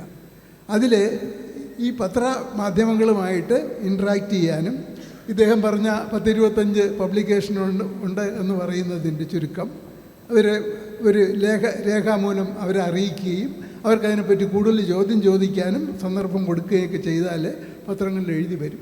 ഇത് 25 ഹോമിയോ പബ്ലിക്കേഷൻ ഒരു ഇൻഡെക്സ് ചെയ്ത് വച്ചിട്ടുണ്ടെന്ന് പറഞ്ഞിട്ട് കാര്യമില്ല. ആളുകളിലെത്തണ്ടേ? ആളുകളിലെത്തണമെങ്കിൽ പത്രങ്ങളുടെ സഹായം വേണം. അത് കൊടുക്കാനുള്ള ഒരു വിദ്യ നിങ്ങൾ ഉണ്ടാക്കുക. എല്ലായിടത്തും കാണുമല്ലോ അഡ്വക്കസിക്ക് ഒരു ഗ്രൂപ്പ് ഉണ്ടാക്കൂ. വളരെ കാര്യമായിട്ട് ഇവർക്ക് പറഞ്ഞു മനസ്സിലാക്കാനും. ഇന്നിപ്പോൾ ആ പടം 3 പേരേ വന്നിട്ടുള്ളൂ. ഇംഗ്ലീഷ് പത്രങ്ങളിൽ ഇതിനൊക്കെ വേണ്ടി വളരെയധികം സമയം ചിലവാക്കാൻ തയ്യാറുള്ള ആളുകളുണ്ട്. അപ്പോൾ അവരെ എല്ലാവരെയും വിളിച്ചു കൂട്ടി, അല്ലെങ്കിൽ ഒന്നിച്ച് പറ്റില്ല, അവർക്ക് സമയമില്ല. പത്രങ്ങളുടെ പ്രവർത്തനം നിങ്ങൾ ഉദ്ദേശിക്കുന്ന പോലെയല്ല. അപ്പോൾ അവരുടെ സമയം അറിഞ്ഞ് അവരുമായിട്ട് ഇൻട്രാക്ട് ചെയ്ത് വിവരങ്ങൾ കൊടുക്കാനുള്ളൊരു സംവിധാനം ഉണ്ടാക്കണം. നിങ്ങൾക്ക് ഓരോരുത്തർക്കും പ്രാക്ടീസ് ഉണ്ട്, നിങ്ങൾക്കും സമയമില്ല. പക്ഷേ അപ്പോൾ അതിനുള്ള ഒരു സംവിധാനം ഉണ്ടാക്കുക. Okay thank you sir. മറ്റേ അലോപ്പതി പോലെയുള്ള പൈസ നിങ്ങൾക്കില്ല, പക്ഷെ ചെയ്യാവുന്നത് ചെയ്യണം. അത് ചെയ്യുന്നില്ല. ഇപ്പോൾ ഈ കാര്യത്തിൽ സംവേദനത്തിൽ കുറവുണ്ട് എന്നാണ് ഈ ചർച്ചകളിലെല്ലാം മനസ്സിലാകുന്നത്. മിസ്റ്റർ വിനോദ്, സമയം വൈകി, ഇനി കൂടുതൽ പറയുന്നില്ല. ഈ നമ്മുടെ ഈ ആരോഗ്യ മേഖലയിൽ മോഡേൺ മെഡിസിൻ്റെ ഒരു അപ്പർ ഹാൻഡ് ഉണ്ടെന്നുള്ള കാര്യത്തിൽ സംശയമൊന്നുമില്ല. അത് ഞങ്ങൾക്ക് എല്ലാവർക്കും ബോധ്യമുള്ള കാര്യം തന്നെയാണ്. സ്വാഭാവികമായിട്ടും ആ അപ്പർ ഹാൻഡ് സർക്കാരിൻ്റെ നയങ്ങളിലും സർക്കാരിൻ്റെ പോളിസികളിലും മറ്റ് കാര്യങ്ങളിലൊക്കെ പ്രതിഫലിക്കും. അപ്പോൾ അതിൽ നിങ്ങളുടേതായ തരത്തിൽ ഇടപെടാനുള്ള ശ്രമങ്ങൾ നിങ്ങളുടെ ഭാഗത്തുനിന്നുണ്ടാവുക, സംഘടനാ തലത്തിലും ഇൻഡിവിജ്വലായ തലത്തിലും. അതുപോലെ തന്നെ ഈ പലപ്പോഴും എന്തെങ്കിലും സംഘടനാ കാര്യങ്ങളൊക്കെ വരുമ്പോൾ മാത്രമാണ് മാധ്യമങ്ങളെ സമീപിക്കുന്ന ഒരു പതിവുള്ളത്. അതിന് പകരം ഞങ്ങളൊരു പുതിയൊരു ഇത് കൊണ്ടുവന്നിട്ടുണ്ട്. അങ്ങനെ പറഞ്ഞാൽ അത്തരം കാര്യങ്ങൾ കൂടെ ഞങ്ങളോട് കമ്മ്യൂണിക്കേറ്റ് ചെയ്യാൻ തയ്യാറായി കഴിഞ്ഞാൽ തുറന്ന് പറയണം. അതാണ് പകുതി മനസ്സിൽ വെച്ച് പകുതി പറയുന്ന പരിപാടി പോലെ തുറന്ന് ഇതാണ് കാര്യം എന്ന് വളരെ കൃത്യമായിട്ട് പറയുകയാണെങ്കിൽ നമുക്കതൊരു കുഴപ്പമുള്ള കാര്യമൊന്നുമല്ല. പിന്നെ ഈ പറയുന്ന മാതിരി നമുക്ക് മുകളിൽ എന്താ പറയുക, മരുന്ന് കമ്പനികളുടെ സമ്മർദ്ദമുണ്ട്, മറ്റതുണ്ട്, മറിച്ചതുണ്ട്, ഇതൊക്കെ നമുക്ക് ആർഗ്യുമെൻറ്റിന് വേണ്ടി ആർക്ക് വേണേലും എവിടെ വേണേലും പറയാം. അത് നിങ്ങളുടെ മേലുണ്ടെന്ന് എനിക്കും പറഞ്ഞൂടെ? അതിൽ കാര്യമില്ല. അപ്പോൾ അത് നമുക്ക് എന്താ പറയുക, പരസ്പരം ചർച്ചകളിലൂടെ മുന്നോട്ട് പോകുന്ന ഒരു അക്കാദമിക് അറ്റ്മോസ്ഫിയർ ഉണ്ടാക്കുക എന്നുള്ളതാണ്. അതിന് ഈ ചർച്ച വഴി തെളിക്കട്ടെ. Thank you. ഞാൻ ഒരിക്കൽ കൂടി പറയുന്നു, ഹോമിയോപ്പതിയും ജേർണലിസവും പരസ്പരം ചേർന്ന് പോകട്ടെ, പരസ്പരം ചേർന്ന് പോകാനുള്ള വേദികൾ നമുക്കുണ്ടാവട്ടെ.